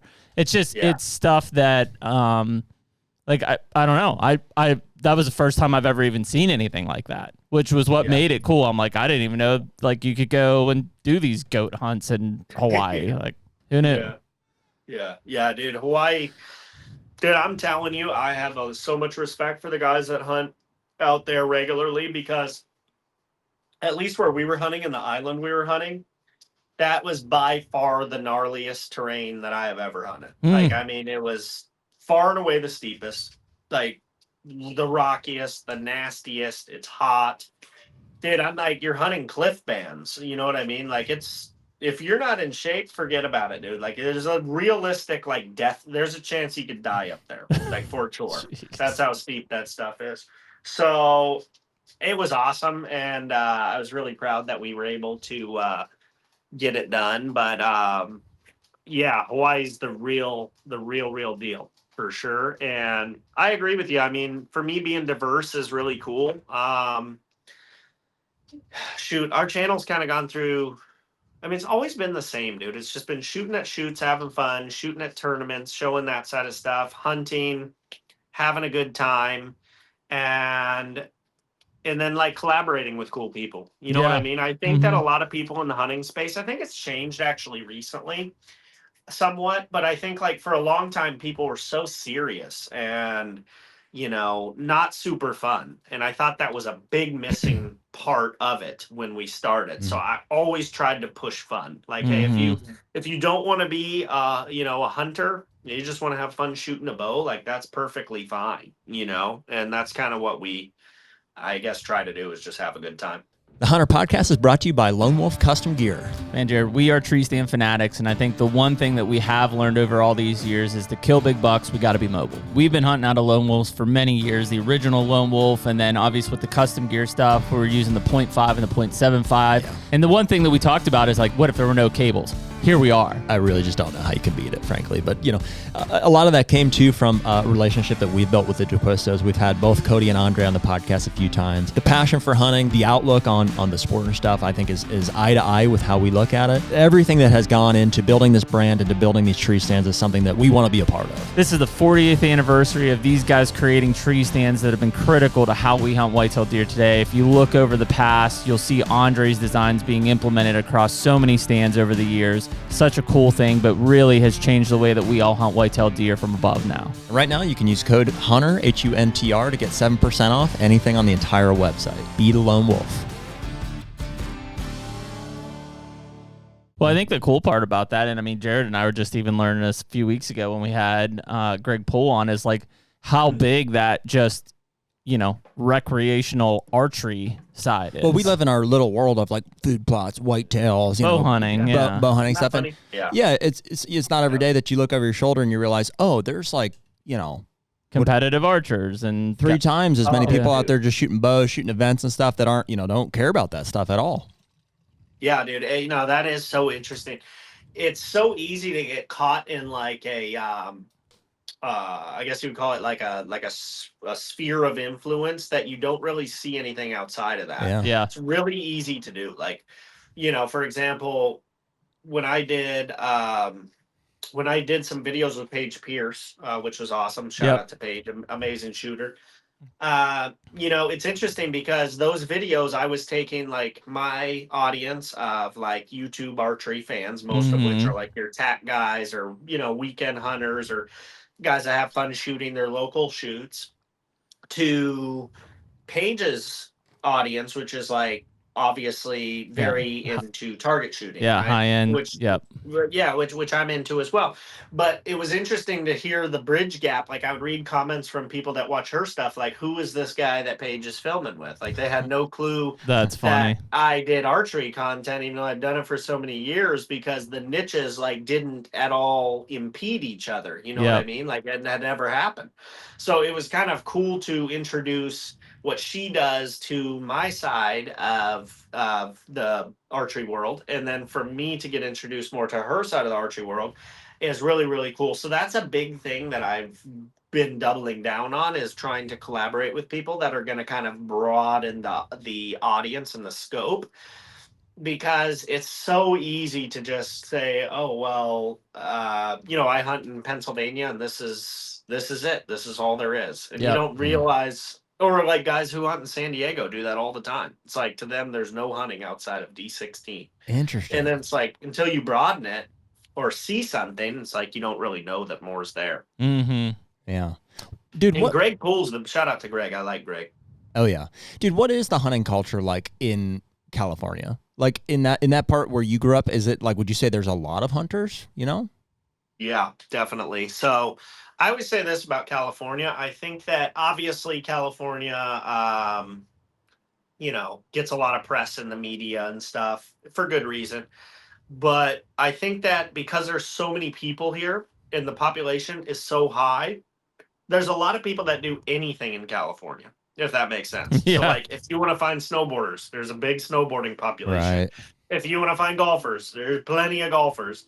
If you want to find hunters and archers, there's boatloads of those too. You know what I mean? So there's kind of a lot of everybody. But I guarantee if you were to look at sales of like, Lancaster Archery or Podium Archer or Cabela's or BassProShops.com, I would bet you California is in their top 2 sales states every year. Just because of sheer volume of people. 100%. Wow. Yeah. So it's very big. Like, for example, our viewership on the YouTube channel, I can tell you right now, the number 1 and 2 states as far as viewership is always California and Texas. Wow. Well, and that makes sense. I mean, given just, the nature of your content, probably. I have no idea where California would lie on our, demographic sheet or whatever. I don't think it's low. I think it's low. No, but I doubt it. You think so? Really? I think so. Because I feel like I see your guys' stuff pop up, so I bet it would be higher than you think. But maybe because you're located out there and your stuff's more whitetail specific, it would be lower. I think it would depend on the time of the year too. I mean, if we cross over with, just in peak, if it's peak season for hunting, like let's say that August, September, October timeframe, even through the whole fall into December and January. But if you start to look, we were talking about this earlier, especially on YouTube. It's the suggested videos. Like YouTube's not necessarily smart enough to separate like mule deer hunting from whitetail hunting in like a suggested side. Like I see ours kind of getting suggested or somebody else's suggested. Plus it's in the word, like the meta description and stuff. Yeah, most of them are just saying deer hunting. Right. So they're just like, okay, well, like these, James in California deer hunts, let me, push it to him. So I think at that time when you're looking and there's audiences from all of those spectrums out there searching, you're probably going to see that crossover of content versus like right now where it would be like methodically looking for it. Yeah. No, I think that's true. I always kind of trip out on the fact that YouTube, if you think about it, the way the algorithm works, that if they decide to, your whole life could change overnight. Like, I feel like it does sometimes. Like if the algorithm decided like, hey, let's make these guys Ryan Trahan or something, like one of these huge creators, they could do it. You know what I mean? Like they could change your life overnight. Yep. And for me, that's why, for me, the biggest part about being successful on YouTube and social media that I tell kids or people that ask all the time is you have to have output. To me, almost everybody comes short on output, and you need a lot of output to have a few get lucky. Yeah. You know what I mean? That's kind of how I look at it. And then once you start to have more videos get lucky, before you know it, your like norm numbers are like here where they started, like here. But if you have no output, it's very hard to scale. Yeah. Yeah. We always talk about the consistency, and almost training the subscribers of the audience to, like, for us, this will drop Tuesday night at 6 p.m. Eastern, just like it has every week since January of 2021. Like, Isn't that the funny thing about all of us too? It's like the only thing we know to do is like, I don't know what we're doing, but just do it a lot and consistently. And then hopefully it works eventually. Yeah, dude, it's not hard. Well, dude, I mean, in theory, it's hard. Like, there's a lot of elements to it. I don't want to say it's easy. Like, it took me a long time until anyone watched this stuff. Yeah, but like in reality, all you got to do is just show up a lot and try to get better. Obviously, try to get better. And honestly, I think there is an element of like certain people just aren't super entertaining by like personal nature, or maybe don't have the best personalities, and that's unfortunate, but like their personalities might be good for a different type of content. Like everybody has an audience. That's probably the hard part is like find your thing. You know what I mean? It's like find your thing. Jeremy and I, before we started the podcast, wouldn't have known that like he and I sitting down and talking about what we talk about is the thing that people are going to enjoy watching on this like platform, and it would require this level of consistency. It's like those are the things that you kind of figure out. That wasn't even the plan. Where our plan was to make a hunting show. Like we were going to go out and hunt and film it and produce it and release hunting film type stuff. In some fashion, because you model like things that you look up to or admire or that have done well, that you perceive as being successful in the past. But I mean, dude, even as the channel grows, Jeremy and I were just talking this morning, like we've seen a huge influx of like, because our content is a podcast. That's the thing that we put out. We've seen Spotify and Apple Podcast come up to and catch YouTube, and then like at this point it's leaving in the dust type of a thing. Wow. And I think that's cool. And so because frankly I think it makes sense because like it's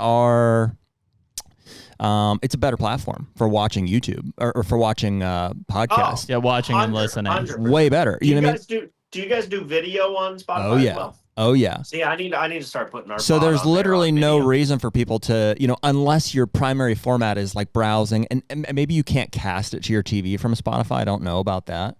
Maybe, and you can from YouTube, but yeah, I think our side, at least what we see, James, is we see very much like in the off season that Spotify and Apple really taking off because it's a consistent audience, right? And it's growing, but it's consistent. And then YouTube is still consistent, but what we don't get is those big influxes that happens when like we do a good piece of content and then people are just, because of the time of the year, looking for that type of content, right? It's query based. So when that's happening in August, September, October, November, then like the YouTube numbers like rocket ship up, right? And most of those people, I would say, are not listening to us on Spotify and Apple, right? They don't even know we exist. That for a lot of them, it's the first time they're even seeing anything from us because YouTube suggested it because they were searching for it. So it's like you said, it's finding those different audiences to appeal to, and that's the cool thing about the platforms is like, for the longest time, I listened to our pod, if I did, on YouTube, and then as I'm busier and I want to like just hit my phone and put it in my pocket, then it shuts it off and it's frustrating. I'm like, what the? So annoying. So then I've gone to Spotify because I can do that. I can basically put it on, shut it off, put it in my pocket and just go and do whatever I'm doing. Yeah, I agree. I think Spotify is the best for podcasts or music and stuff. Definitely. I did video for a long time because we do a podcast as well. It's pretty relatively new, but we do a podcast as well. And for some reason, my computer just every time I try to put the video on Spotify, it like crashes out. It like doesn't work. So I put them on, obviously the video version is on YouTube. And I'd love to put it on Spotify for all of them, but I have a lot of problems with the upload. I don't know why, but is that Spotify for podcasters you're using? Yeah, it is. So what I need, our internet here is kind of trash. It's like, but I need to see, I think they have fiber out here now, so I need to get on the fiber because that would help. It would probably be a lot better. Just give old Governor Newsom a call and be like, hey, we need some better internet out here in rural California. Yeah. Classic. He's just working on the gas prices right now. Give him a second. So. And they go up 62 cents on July 1st. Unbelievable. So they'll be like over $5. Dang. James, you want to hear a goat hunting story? I would love to. Yeah, you'll appreciate this as somebody who's shot many goats. So I've never been on a goat hunt, but I have shot a goat. Is I guess how I'll start that. Okay. So I'm from like Pennsylvania. Here, this is where we grew up. I have two younger sisters, and I grew up bow hunting and stuff. So my dad and I always were shooting our bows in the backyards and stuff. We hunted the woods behind our house. At some point, my parents decided to get chickens, like just for the family. We had family chickens. Eggs would be cool. It's like fun for us kids, I guess, to have around. And 2 goats. My mom was like, hey, it'd be fun to do the mohair thing. They were Angora goats, is what they were. So they could get the wool off these things, or mohair, I guess they called it. And they would, she was like stitching whatever she, felt like she was going to do with it. Sweaters for you. So we had these 2 goats back in the backyard. Had them for years. Mocha and Mamie were their names. And this one day, I want to say it was like after hunting or it was during hunting season because all of our stuff was like out on the porch. And we had these like feral cats, which I assume most neighborhoods probably do. It's just like you'd see them all the time. They're nobody's cats. Like they're just like, they're gross and sickly looking. Killing all the birds. And this one was out in our yard under our bird feeder. And I was with my dad. I was probably 15, 16, around that first elk hunt time.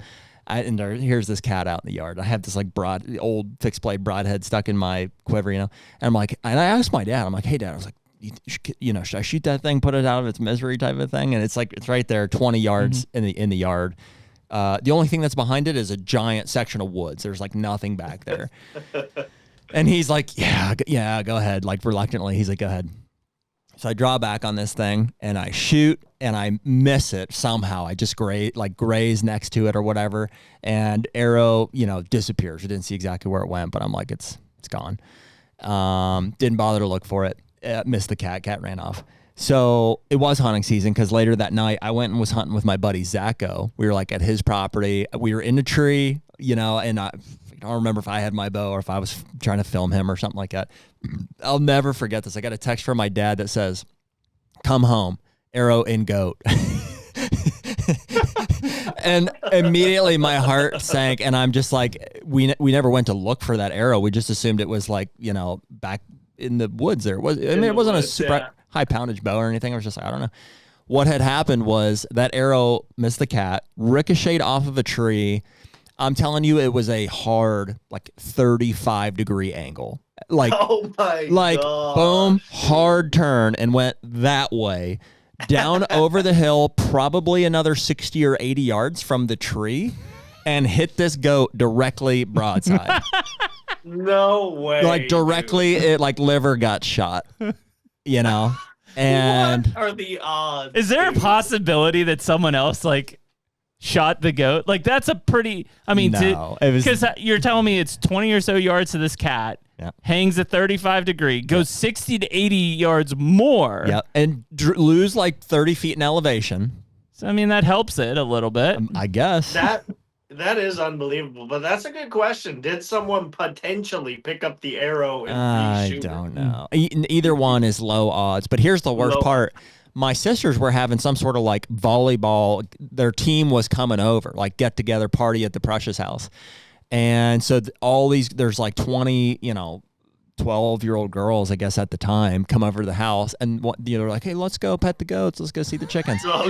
They go down there and one of them's like, you hear her scream. And she's like, is that what's supposed to have an arrow hanging out of it? It's bleeding out of its nose, leaning against the shed, My dad has to shoot it in the head with a .22 and I buried it in the orchard that night, That is an unbelievable story. I did love that. That might be the best arrow you've ever released. she was she was true. She was true. Yeah, that was a really good one. Yeah. So that's the good story.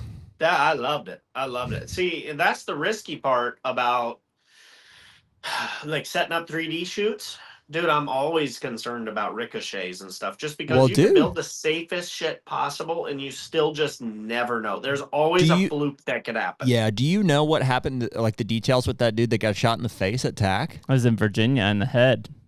No. What I heard was that the guy, it was super windy. The guy was looking for his arrow and the shooters thought they heard someone say clear. They did not, evidently.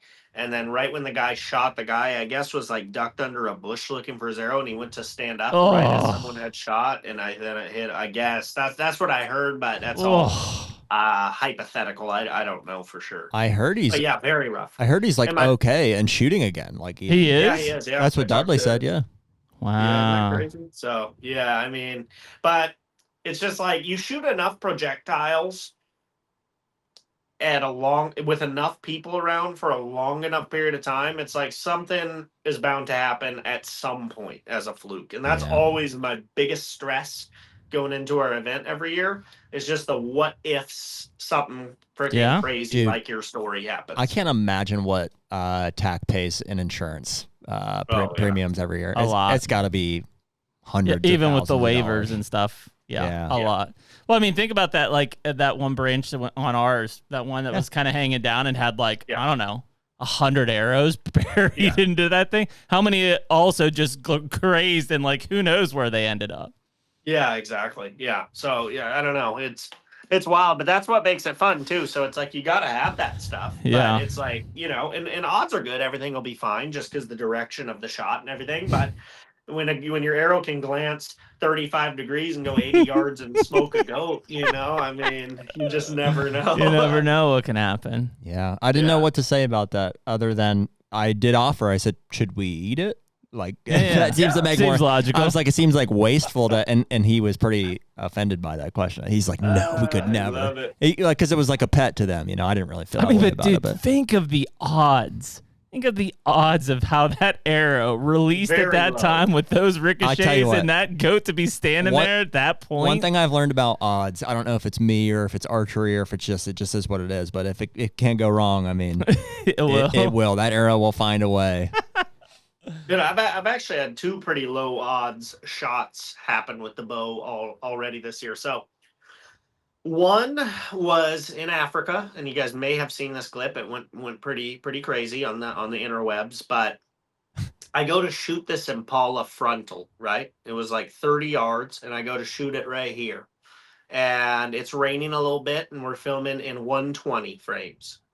So I go to shoot, it jumps the string, so it goes, Impalas are very fast and twitchy. It goes to duck and turn like this. And an arrow smokes him right in the brain, right? Right in the side of the brain. You hear a thwack, and he just tosses to the ground like this. And my camera guy, you hear go, knock another arrow. And I go, nah, that was a brain shot. Like for sure, I smoked him right in the brain. Wow. And clip's crazy. Like it's one of the craziest clips you ever filmed. But I've had string jumps before, right? Like where animal ducks and you hit them in the spine or like in no man's land or whatever. That's happened. But I have never had one that resulted in a brain shot. Wow. And it was crazy because I put the cursor where the arrow ended up hitting, and I would have hit him perfect, right where I was aiming in the front of the chest. But he ducked and turned just enough to where I hit him like right in the side of the face right there, right in the side of the skull. Wow. And then my other one was this goat I just shot in Hawaii. So it was about 20 yards, very steep down, and I shot, and goats are small, like they're like, I don't know, 40 pounds or something. So I shoot, and it makes a very loud crack, and my arrow goes like nowhere, like the penetration's like that much, and I'm like, that's bizarre. Like I figured I'd blow right through him even if I hit shoulder at, how small he is in the distance. So he goes like 15 yards and piles up. And I get over to him and I start, boning him out on the side of the mountain. So I'm boning him out, and I finally get to where the broadhead had exited. And what happened was I had directly squared up his ball joint. Yeah. So I hit the broadhead cracked straight into the ball joint, which is like the hardest part of the body. And I had almost broken his scapula clean off. It was just flopping like this, and my arrow was buried right into that ball joint. Wow. And it was on a beast. The entrance wound looks crazy in the picture. But the broadhead, this is not the one, but it was still straight on the tip, and it broke about this much of the blade off. So it broke about a quarter of the blade off, or maybe 2/3 of the blade off on one side. The other side was still good and fully deployed. So what's impressive about that is on a lot of mechanicals, if you were to break off one blade like that, then the broadhead on the other side would fold back into the body, because they work in conjunction. Our biggest pet peeve. Whereas with the beast, it stayed fully deployed on the one side, and the other was fully deployed. It was just like a third of the blade. So to me, it wasn't really a negative that the blade broke. I've broken blades on Rage, on Muzzies, on all sorts of stuff. Blades break. But to break a blade and still have the broadhead fully functioning, I thought was really, really cool. And the tip was sharp. It was ready to go. And what was interesting about it is after that, I was kind of low on some tips. So I realized that I could still shut that sucker on the one full side and have the half side shut as well. And if I had to, I could put that in the back of my quiver and use it for a follow-up shot or something. And it would be fully functional just with a little less of a blade. So to me, it actually was a good look for the beast. And that was I was using the 100 grain 2.3 inch for that goat. So I just thought I was impressed by that performance. And the one that I shot in the skull, that one, same thing, fully closed up. The tip was ever so slightly bent, but the broadhead closed right up, and you could definitely use it again as a follow-up. And it was shot directly into an Impala skull from 30 yards, so I was very impressed. Wow. Jeez. And is that that was the steel ferrule, 100 grain? No, that one, the skull shot was the titanium. The new one? 125, 2-inch. Okay. Yep, that's what we shoot. The one that I just shot that goat with was a regular ferrule 2.3 inch. I bet that thing looked like an axe on the entrance for that goat. Yeah, isn't that crazy? Yeah, it's like as big as my hand. Wow. Yeah, I've had a few of those that just look crazy. So even before I started working with beast and shooting beast, I've always been a big fan for over a decade. I am a big fan of 2-blade expandable broadheads. It's just what I like. So same. Prior to Beast, I ran Rage, hypodermic, and Tripans for a long time. Tripan was one of our favorite. They're really good heads. I mean, to this day, dude, I'm like, dude, if Beast wasn't around, I'm like, I'd probably go back to a Rage Tripan. Yeah, 100%. If Beast wasn't around, I would still run Tripan. It's really good. But I love a lot of things about Beast. I really like the spring loaded and like how one side can move independently. I think is really dope. And then they fly great. So yeah, I've been happy with them. I do have a pack of those new 100 grain titanium. So sitting right there. Hopefully I'll get a chance to hunt some blacktails in July, and hopefully. Are you going to stick with those 100 grains, or do you prefer a 125? I almost always shoot 100 grain. So the only reason I shot in Africa, this is actually my arrow setup right here from Africa. The only reason I shot something different in Africa is because the guy that was sort of hosting me and my filmer, he hunts out there all the time, and he wanted me to run a heavier arrow. So he wanted me to, I usually run about 420 grains. Yeah. He wanted me to be like 515. So I built these Victory Rip TKOs. Normally I shoot the HLRs. Yep. And then I ran the Beast 125 out front, and I got it to right around 400 or 515 on weight. So that's why my setup was a little bit different for Africa. Yeah. Yeah. That's cool. I just rebuilt mine too. I just picked up a pack of those HLRs, and I'm shooting 125 grains on them. But I'm shooting the HL. They're sick. Sick arrow, huh? They're sick. Yep. Yeah. But you're shooting 125s, you said? 125s and the 75 grain half outsert from Victory. So I'm total arrow weight like 495. But I'm shooting 80 pounds. So I'm getting 303 feet per second out of it. Oh, yeah. Yeah, that's doing some damage, dude. Oh, yeah. Yeah. Yeah, I really, I don't think you can go wrong. I really like the HLR. So I spent a lot of years shooting just a standard diameter arrow. And this was actually my first time switching to like a smaller shaft.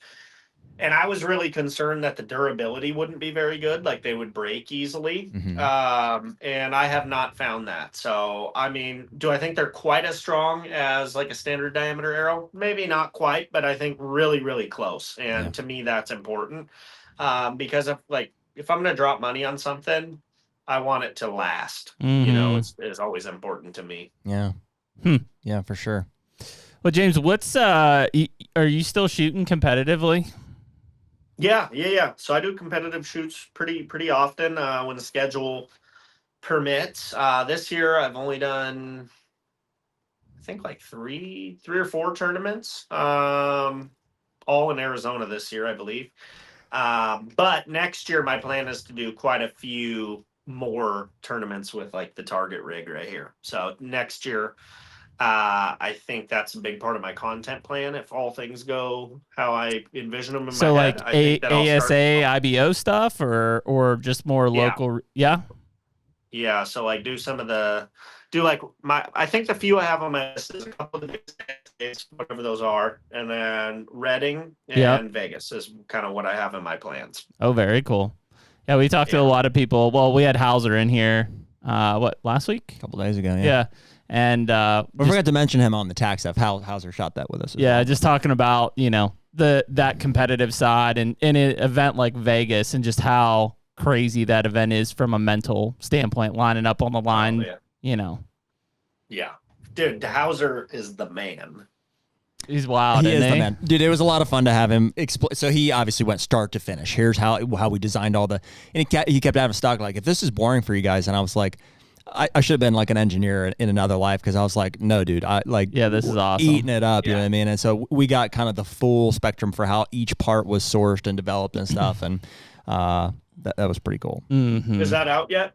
No, it'll be out it'll be the one right before yours goes out. Yeah, week or two. Okay, cool. Yeah, a couple weeks here. Yeah, I want to hear that for sure. That's really cool. And I mean, it's got to be pretty rewarding to take a product from an idea and then get it all the way across the finish line with packaging, and everything, and get it actually in people's hands and start seeing people like put it to use has got to be really cool. Well, just like you're talking about the archery event and realizing, how much actually goes into, because we show up and we're like, hey, here's our here's our beer and here's our well, let's go shoot tack or whatever, but you don't realize like the months of preparation and probably years of trial and error to get things to a certain point, and the manufacturing is no different. You know what I mean? They're 3-4 years in to try to get to where they're at now. So, and they really just even launched the thing last year, so pretty cool. It's crazy amount of effort for sure, and I respect it a lot.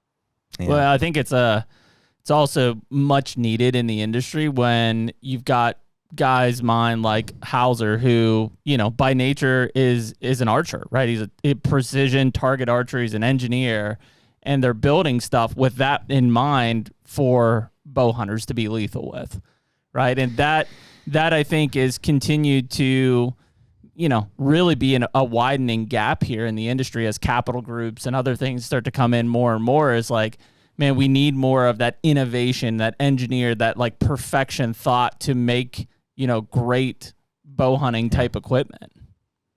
I agree. Yeah, I think it's awesome. Yeah.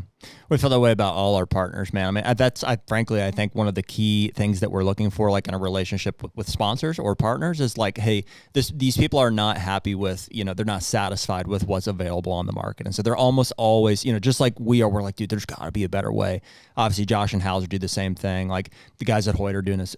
And I know Bowtech is your guys' thing too. I'm sure they're doing the same. Everybody, you know what I mean? Especially in the bow space, all of those guys are forced to innovate more than probably any other product or category on the market. Lone Wolf 100%. Custom Gear is a partner of ours too. I know those guys are just like, they're never satisfied with what it is. So I love that aspect of those people. So yeah, dude. I mean, I think that it's interesting. You'll see like these big breakthroughs in technology every once in a while, and then it's like everyone will catch up, and then it's like kind of like plateaued, and then someone else does it. It seems to like innovation, whether it's in phones or bows or broadheads or whatever, it seems to always sort of follow the same trend. It's like a big leap, and then like a bit of it, and then it's like kind of a stair step. So it's kind of fun to watch, and I think bows are kind of in that phase a little bit right now, where they're kind of in a bit of a flatter space for quite a while.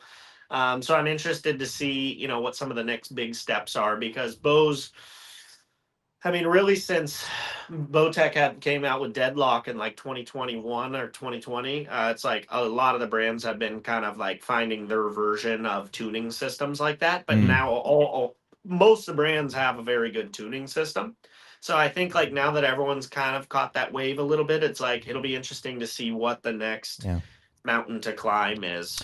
I think it almost always comes from like one individual, like one person or small group of people, like in the case of Beast, you have, Bomar, and I'm sure he would put other people like Hauser and stuff in that category. Like with Lone Wolf, we have, Andre originally, you know what I mean? Like they're just way ahead of it, and they just come out, they're just not satisfied, and they come out with this thing that's so elite. It can take like 10, 15 years in cases for people to catch up. But yeah, we see the same trend. Yeah. Yeah, I have an idea I've been stewing on for a long time. So one of these days I'll get to it, but I gotta just, gotta keep growing them funds. You know That's what I mean? It, man. I got an idea for sure that I've been wanting to kick out, and I can't wait. But just like timing and figuring it out. But it's fun, man. I always am trying to think of how to like improve my hunting a little bit, like even though you can feel pretty proficient, it's like, how do I get even just like a 0.5% better, and obviously as things get better and you get better, it's harder to find those extra percentiles, but it's like, I think you always got to be hunting for how to improve, both in life, but also in hunting and business and the gym, whatever. And I think like the minute you just get comfortable and kind of like I don't know if that's a word. Yeah, it can get you can get kind of bogged down and start to see like a decline, Yeah, for sure. Oh man, I had on the tip of my tongue, I was going to say something. I forgot it. Tip of the tongue. That's frustrating. I've done that so many times. Well, dude, I was going to ask, like, as we kind of lean towards a wrap up here, what does the content look like coming out on the channel here over the next, couple months as we look at July, August, and September? Hold on, Jared remembered. I remembered it really quickly. And I haven't used this thing. I haven't seen it in action. You sent it to me the other day. It was like a true breakthrough thing. It was the app that shows the blood trailing. The blood trailing. I was wow. Dude, if that works, like to the perfect, I mean, we all realize that blood trailing can be tough while you're doing it, but then it's over and you find a thing, you're like, oh, it worked out. We found it. Or and there's been new technology. There's been drones. There's, and dogs are not new tech. This app is basically you just hold it at, on the blood trail and it shows you like almost like you're shining an ultraviolet light. Like it illuminates type of a thing. So you literally can just hold your phone up and follow it like it's nothing. As long as there's any bit of blood there at all, it'll stand out to you like crazy. No, I don't know what it's called. Yeah, but that would be a game changer. Yeah, no, that would be insane, especially if it could pick up like a little tiny pin drop. That's what it is. It's like showing it as like a yellow or something like that, or even red, except for you can turn it yellow if you're red-green colorblind. But yeah, it from what I've seen, again, and who knows, like I haven't used it, but it's basically like, hey, you could be looking, and if there's a pin drop there, it would illuminate that. So think of how does that work? Don't know. How does anything work? Yeah, it's got to. It's like X-ray vision, dude. It's got to be picking up on some sort of like color scale combination, or I mean, heat. Is it heat? Can it be picking up on heat? Yeah. How would the phone pick up heat though? I would think Yeah, maybe. I mean they don't have a thermal built into your iPhone or Android or anything. I don't know. Maybe there's some kind of like visual wavelength technology that translates. I bet it's something around the color code side of things, like or something. Yeah, like, probably. Or like dude, that's crazy. Isn't that cool? I would love that if that's real. Yeah. Because dude, some of those blood trails, like when the blood's real minimal. Oh yeah. You know, there's different rocks, and some of the rocks have a reddish hue, and then there's like leaves. Like blood trailing can be tough and stressful. So if that was a real thing, dude, especially you hit that one spot where you're like, you know, maybe it you know, it spun or it took a leap, and then you're like, you know, there's 6 feet of where like there is no blood, and you're like, got to go up 5 feet this way, and then 5 feet this way, and 5 feet this way, trying to hit. Like if you could have that and be like, boop, there's the pin, and just get you back on track, like save hours. Oh my gosh, yeah, I love it. Yeah. I can't figure out how it works, but I love it. Yeah. And I love that one because it's not like giving anybody a competitive advantage in hunting. It's just like everybody wants everybody that shoots something to recover their deer.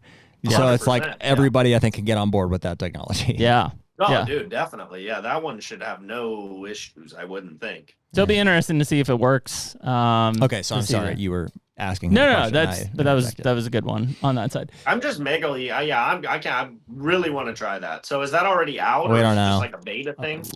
Yeah, I think it was out.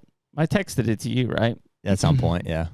Yeah, I'll have to look at it. I'll find it. I'll find it and send it to you. Yeah, please do. I'm very intrigued by that. I want to say that it is out, but I don't know. Yeah, I don't know yet.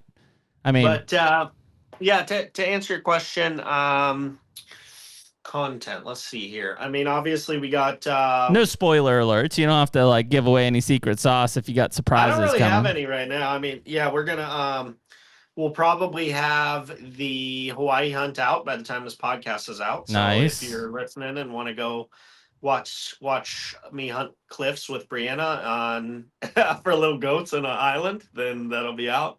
And then obviously, we got some TAC videos from Montana coming out, and then gonna be doing a deer hunt that I'll be filming with Brianna in August and maybe one in July. And then September, I got that big elk hunt for my dad. I'm going to be filming. That'll be awesome, Mexico. Man. Can't wait for that. Really, really excited for that. And then, I mean, that's kind of the wrap of the year a little bit. Past September, I'll finally get like little bit of time where I'm not traveling somewhere, which will be pretty nice. I've been on the gas for like a year straight, pretty much always being gone. So that'll be fun, but really looking forward to everything we got going, and then more competitive stuff next year, I think is the name of the game. So just having a good time and promoting archery. That's it. Fighting a good fight. Right on, man. Well, we've really enjoyed this. We've enjoyed getting to know you too. It's your attitude towards archery and hunting is a lot of fun, and I think we need more of that. And so if there's any way we can help you with your channel and stuff, or we get a chance to collaborate, we would love the opportunity. You made TAC a blast for us, man. Just for like getting like, we're like, we get to meet James, and it was a fun time frame to go through and experience. You guys too, dude. We actually talked about it, our whole group actually. After that day when we had a massive group, because when I heard how big our group was, I was immediately like, oh my God. Cause I'm like, I shoot tons of 3D, and I'm like, dude, I don't like groups to be bigger than like 4 people. Right? Yeah, it's like a golf thing. So I'm like, oh geez, dude. But then it ended up being so much fun, and so, like I said earlier, just mellow. Yeah. You know? Like it was awesome. And we talked about it after. We're like, dude, how cool were the HUNTR Podcast guys? And then, of course, we went and checked out the ice cream shop. I do want to hear about that real quick. Yeah. So we went, and we normally don't do this, but we left a couple days after the hunt, after the TAC to vacation a little bit. So we did 2 things mainly. We went to the Flight 93 Memorial, which was heavy, bro. Yeah, really heavy. So well done. I mean, I'm a sap, right? So like any movie, I'm crying, guaranteed. 100%. I just watched Lilo and Stitch in the theater. I choked up that's a tearjerker. Yeah. Okay. So when I went to this memorial, right, Forget about it, bro. Crazy feeling place. Oh, bro, it was just heavy, bro. And so when I picked up the little speaker to hear the phone calls from the people on the plane, I was like, oh my God, this is it for me, yeah. bro. Yeah, that one will wreck you real quick. Dude, but I was so impressed with how well done it was, how beautiful it was, but how heavy it was. Like everything about it was just crazy. It was like one of the coolest things I've seen. And then from there we went to Pittsburgh, which is where we were flying out of, and we went to the ice cream place, which unfortunately I have a bit of a sad story.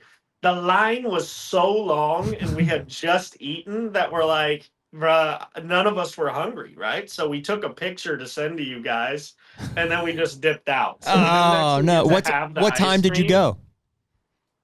I want to say it was like 11 a.m. and we open at 11 a.m. What? We open at 11 a.m.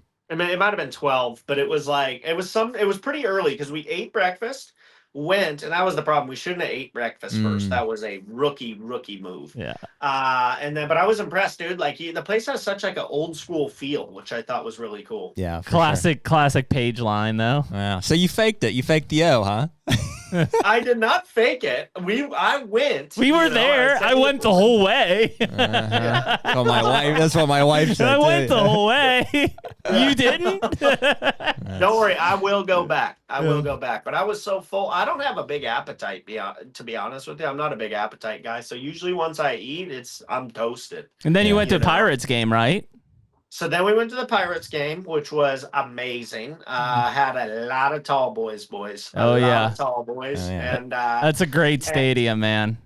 Yeah. Oh, my gosh. Yeah. So that's about it. My home park is Petco, which is beautiful as well. Yep. That's an off the charts.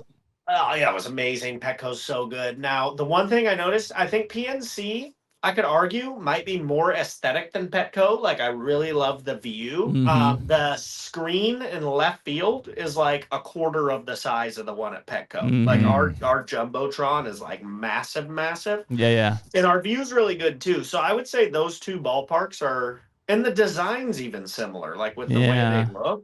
So they're both top tier. Skeens was pitching, which was cool. Yeah. And we still probably lost, though, even though he was pitching. They did, yeah. He gave up 1 run over 8 innings, and he got a loss. That's unfreaking believable. Wow. This year has been like just brutal on that guy. Oh, dude, I know. Yeah, he's going to be on the Dodgers within a year. He'll get traded. Yeah, Livy Dunn can only handle Pittsburgh for so long. Yeah, and they're not signing him to an extension. So no, dude, they're already licking their chops of what kind of farm league stuff they can pick up in that trade. Yeah, and you might as well trade him sooner because you'll get a bunch back, like Juan Soto to the Padres. The whole Nationals team is the Padres. Yeah, that's the only attraction that we have in Pittsburgh is for the Pirates is Paul. Yeah, but man, the ballpark was bitching. I'd love to go back. Did you get a bucket of wings? What? Did you get a bucket of wings too with your tall boys? No, I got a couple glizzies. I didn't get wings. I got Permanis? Chicken strips though, like hot spicy chicken strips. Oh yeah. My buddy Scott, he had like 7 hot dogs. Oh yeah, he's glizzying up. Yeah. But dude, the cool part is they had these 50th anniversary Miller Lite tall boys that were solid gold, dude. Very nice. Like, yo, these are sick. So we were crushing Miller Lights, dude. It was great. Dude, the last one that I went to, we went with like some. They're not kids, but they're a few years younger than me, so they're like hip with the lingo or whatever. I learned about glizzies in about like the 6th inning, and I was like, "What's going on?" Realized he's having like 1 per inning. That was like the challenge. Oh yeah. And I was like, dude, I'm trying to get in on this. And I was several tall boys deep at that point. I was like, I'll just eat 9 in the 9th. Like, I was like, that's no problem. I'm like looking at him like that's easy. And so he's like, I'll bet you. I think it was his ticket or something that I betted him or whatever. That freaking 9th inning lasted about like 2 minutes and 30 seconds. Like, it was over like lightning. And those were the worst hot dogs I've ever tasted. It was all bun. Oh yeah, those hot dogs. So Scott had hot dogs from like 2 different places in the ballpark, and he said like 3 of them were one of the places was ass, and then the other one was really good. So I guess you got to go to the right.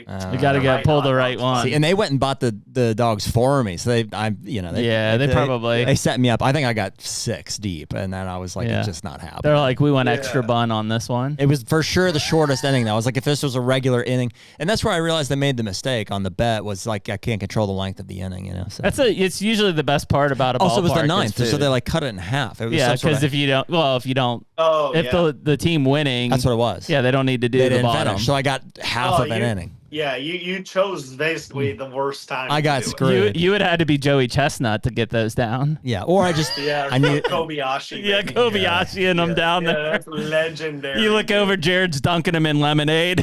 Yeah, I do. Now that we're sitting here, I do feel bad that I didn't get a cone. I should have still got a cone. I was just so full, dude. Yeah, well, but I feel bad about it now that I'm sitting here. Yeah, you should a little bit, but it's all right.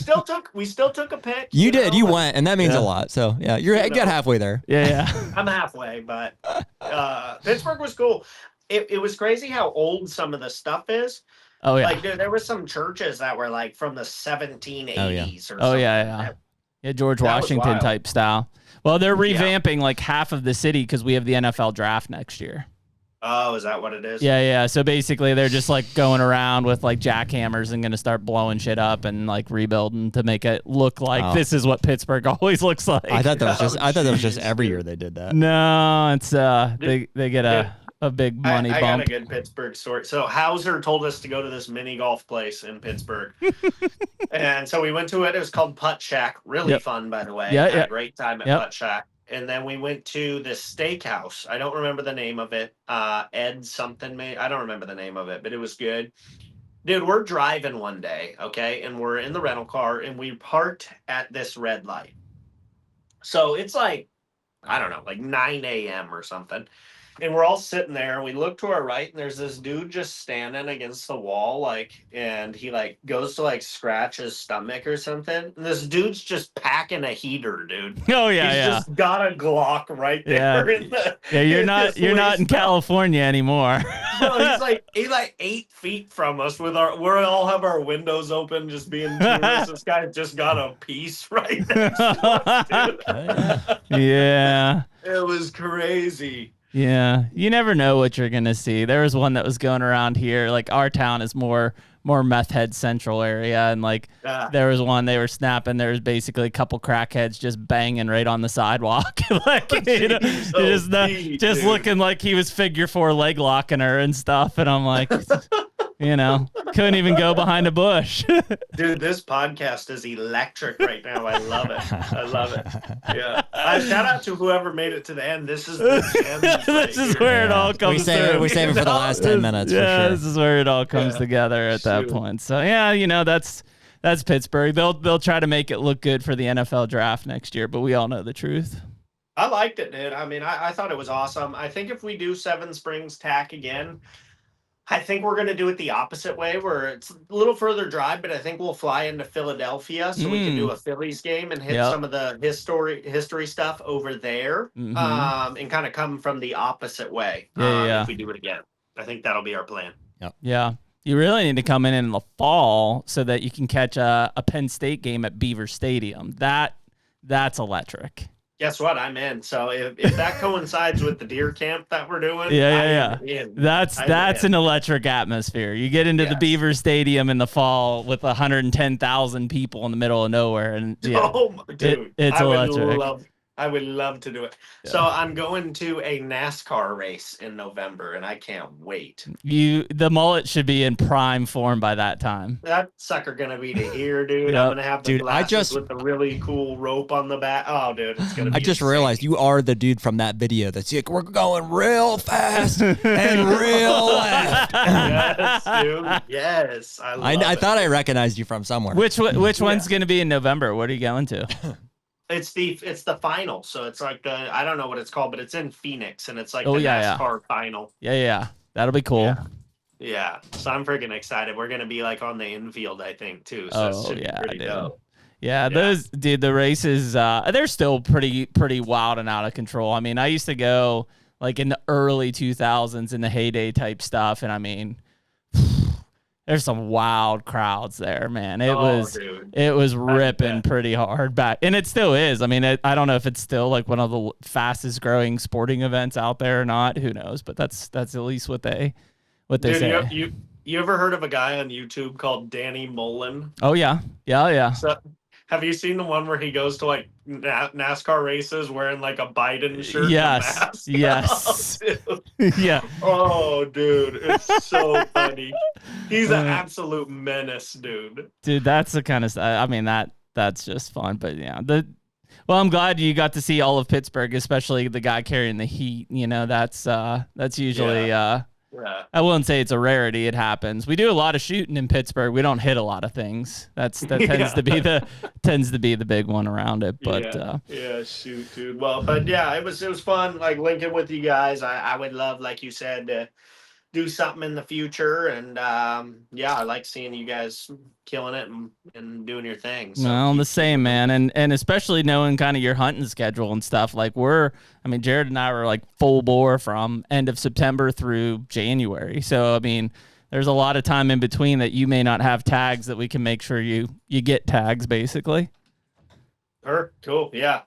Like I said, I'm always down to do something with you guys and come out there and yeah. Well, especially you should, if you get back in serious into the competition side, the Lancaster shoot's not far from us. Yeah, that definitely could happen. So I always say I fly all the time. So for me, I'll show up anywhere with short notice. Doesn't matter too much to me. Love it, man. Yeah. Well, cool, dude. Well, we appreciate you coming on and spending some time with us. Sorry about that. I was going to burst. Yeah, I had to run for a minute. Yeah, had to break the seal. But yeah, man, no, we appreciate it and enjoy the channel. I'm excited to see I've seen all the pictures and stuff from the Hawaii one. So I'm stoked to see that come out here soon. And well, I'll leave you with a serious piece of advice. I may have given this to you on the mountain, but if you got a wedding ring, see, that's what the road you're going down there, just be cautious of the risks. Oh my gosh. Yeah, that's not a birth defect. Did we not talk about this? I'm sorry. I think I brought this up on the last podcast too. About this. What happened there? Wedding ring caught on my tree stand. First year of marriage. Oh my goodness! Rip that sucker right off. So get you one of these. Gotta go rubber. Groove Life or a rubber. Oh my god! Yeah, I'm doing a rubber for sure. Yep. That's probably the first time I've ever said that, but in this case, yeah, right. And this is the only time you may enjoy it. Yeah. So, well, you guys are the best, dude. I had a lot of fun, so we'll have to do it again sometime, and maybe even rip some bows again, and maybe a ball boy or two in camp. You know I think it'd be fun to try to align on attack again at some point. So. Yeah, I think so. Well, congrats again on the engagement too. I mean that was awesome to see, and we could really tell you guys had some cool chemistry when we were shooting together. Yeah. So we'll appreciate you boys. Keep killing it, and stoked to see you again soon. HUNTR Podcast is brought to you by Pure Wildlife Blends. Man, what a critical component just to everything that we talk about, especially during these off-season months. You know, we're looking at and developing these different farms and trying to improve them from year to year. And whether that's food plots or different switch screenings or bedding areas, they all require a dedicated and thoughtful seed blend. Yeah, so obviously Pure Wildlife Blends being Jeff and Jen Sturgis, we've built a great relationship with those guys. And really what we're seeing is a true testament to them picking the best varieties for these mixes. In fact, we're leaning on clover a lot more. The perennial plot power that those guys do was one of the best clover plots I've ever seen. From December to March, we had more deer in a single clover plot than I've ever seen. A lot of these sheds coming from that plot or right around it. Again, just a true testament to what these guys are creating at Pure Wildlife Blends. No doubt. And so if you guys are looking for just a workhorse seed that the deer will really use the way that you want them to use it, you can use promo code HUNTR, HUNTR, for a discount on the Pure Wildlife Blends website. James Visser. Awesome. Very cool. Awesome. The Bow Disciple. The Bow Disciple. We should ask him where that came from, honestly. Yeah, they'll be... Disciple is harder to spell than you would think. Exactly. D-I? Yeah, see? I think it is I. No. D-E-C-I-P-I-L-L-E-S. D-E-C. I want to... It could be an I. It could be an I, honestly. What's the origin? Israel. yeah, Disciple. No, awesome. Really cool. I mean, I like... I mean, obviously bow nut, which is awesome. I love hearing about like just those different styles. Like that's talking about that like deep Southwest, like Southern California and Arizona, New Mexico, Utah, like that kind of stuff is really cool. We don't talk to a lot of people that hunt. Like that's their primary hunting and stuff. And especially with the style, like the fact that he's sitting in the tree stands like 27 days, all dayers. To be honest with you, I don't know if I would do that. I don't think I could do it. I mean, I could. It would depend on what's at the end of it. But I mean, 27 days for 12 hours a day? That's insane. It's like I would have to have a guarantee. That there's like a 200-inch whitetail at the end of that. I'd have to at least be like in the game. Like I'd have to be there. They are like they're here. It's just the shot hasn't worked type of thing. So you have some action, but like when you're not even seeing elk from the stand. How do you even keep hope for that long? I don't know. They stay sane. Especially the Western seasons because they're so short. I mean, dude, you give up 30 days hunting that elk. It's like only 15-day season. Yeah, you're out. He was sitting 2 weeks before season. It's a plus 15. He cashed in next year's points. You know. Right. Yeah, I don't know, man. That takes a lot of dedication to do, but yeah, really cool. I mean, I love that style, and dude, James's energy is just like off the fucking charts. Like it's awesome. Well, it's he's fun to be around because he's so lighthearted, you know. Yeah. And I mean, there's time to be serious, and I'm sure he can be that way too. But like you and I are so like. And not to say that he's not, but like we're always so like goal oriented. We're so like driving towards it. Sometimes it's not fun. You know what I mean? And you have to realize you're like, hey, we should be doing this. It should be fun. It should be fun while we're doing this. You gotta. So it's nice to have somebody like James to balance you out, or at least in a group dynamic. Yeah, no, man. I think that's awesome. And I mean, I watched back a bunch of stuff here in the last couple of weeks. Really since we started shooting together at TAC, and he's right in that like. He just kept making content, and like the some of the old stuff doesn't have a ton of views, and then like all of a sudden it was like he hit that point of like vault, and it's cool to see that because I just think about whether it's us or other people we know, like we've all been there of like it's just you're putting out content, you're looking at it. I mean, heck, I remember there were pieces like my mom was the only one that commented on our podcast, like literally. I remember that. Like so, thanks, Mom. Yeah, thanks, Mom. And so you go back and you think about that stuff, and it's like it just takes time and consistency, and I think all three of us kind of agreed there of like, we're not doing anything that different than we were back then. It's just consistency and frequency. Just keep grinding. Well, for us and probably for most people, it's like it wasn't about the views. Still isn't. You know what I mean? It's like we just love to do it, and I think there's something deeper. And those anybody who's got like a successful channel, it's at some point they weren't thinking about views, and they were just doing the thing that they felt like they should be doing or that they love to do, and eventually, they did it for long enough and consistent enough that, people took notice, and they're like, dude, this guy is somebody or has accomplished something here, and that's all it is, so you really have to love the thing that you're doing. And so that's probably at the root of, hey, are you envious of, or would you desire to have some sort of notoriety in a certain arena? Then do the thing and do it well and do it for a long time, improve, and yeah, and honestly, I think we get off easy because we just come to the table once or twice a week and just talk. Yeah. Well, but I won't discredit it. It's like it is easy for us, not to make the time necessarily. That's probably the hardest part is just to make. But we've done it for over 5 years now consistently. The conversation is easy. I mean, maybe if I'm being honest, like there's been a handful of times where I'm like, we kind of had to like struggle through it. We drug through that for a while, but. Most of it's easy. Most of the time, especially when it's you and I. It is funny, dude, how you and I, having known each other for so long, that we could sit at a table and have a conversation for like 3-4 hours about something. Yeah, totally. I think it's just the type of people we are, and I'm sure there's a lot of people listening to this. Like when you're a calculated thinker, like you wake up in the middle of the night and you're like, like you can envision like this is how I'm gonna enter this stand, this is how I'm going to hunt this deer. Those types of people constantly have a refresh in their brain to just be talking about whatever. That's true. And I think that there's a lot of people that are stagnant on that side that just, there's no way, you try to hold an hour conversation with them and a half hour in, it's like, they're one word answer responses from you. Yeah. And so yeah, it's just how different people are built. And, you know, I think James is that way of just like, you could sit down and do 27 podcasts in a row with James and you would talk about something different every time. Yeah.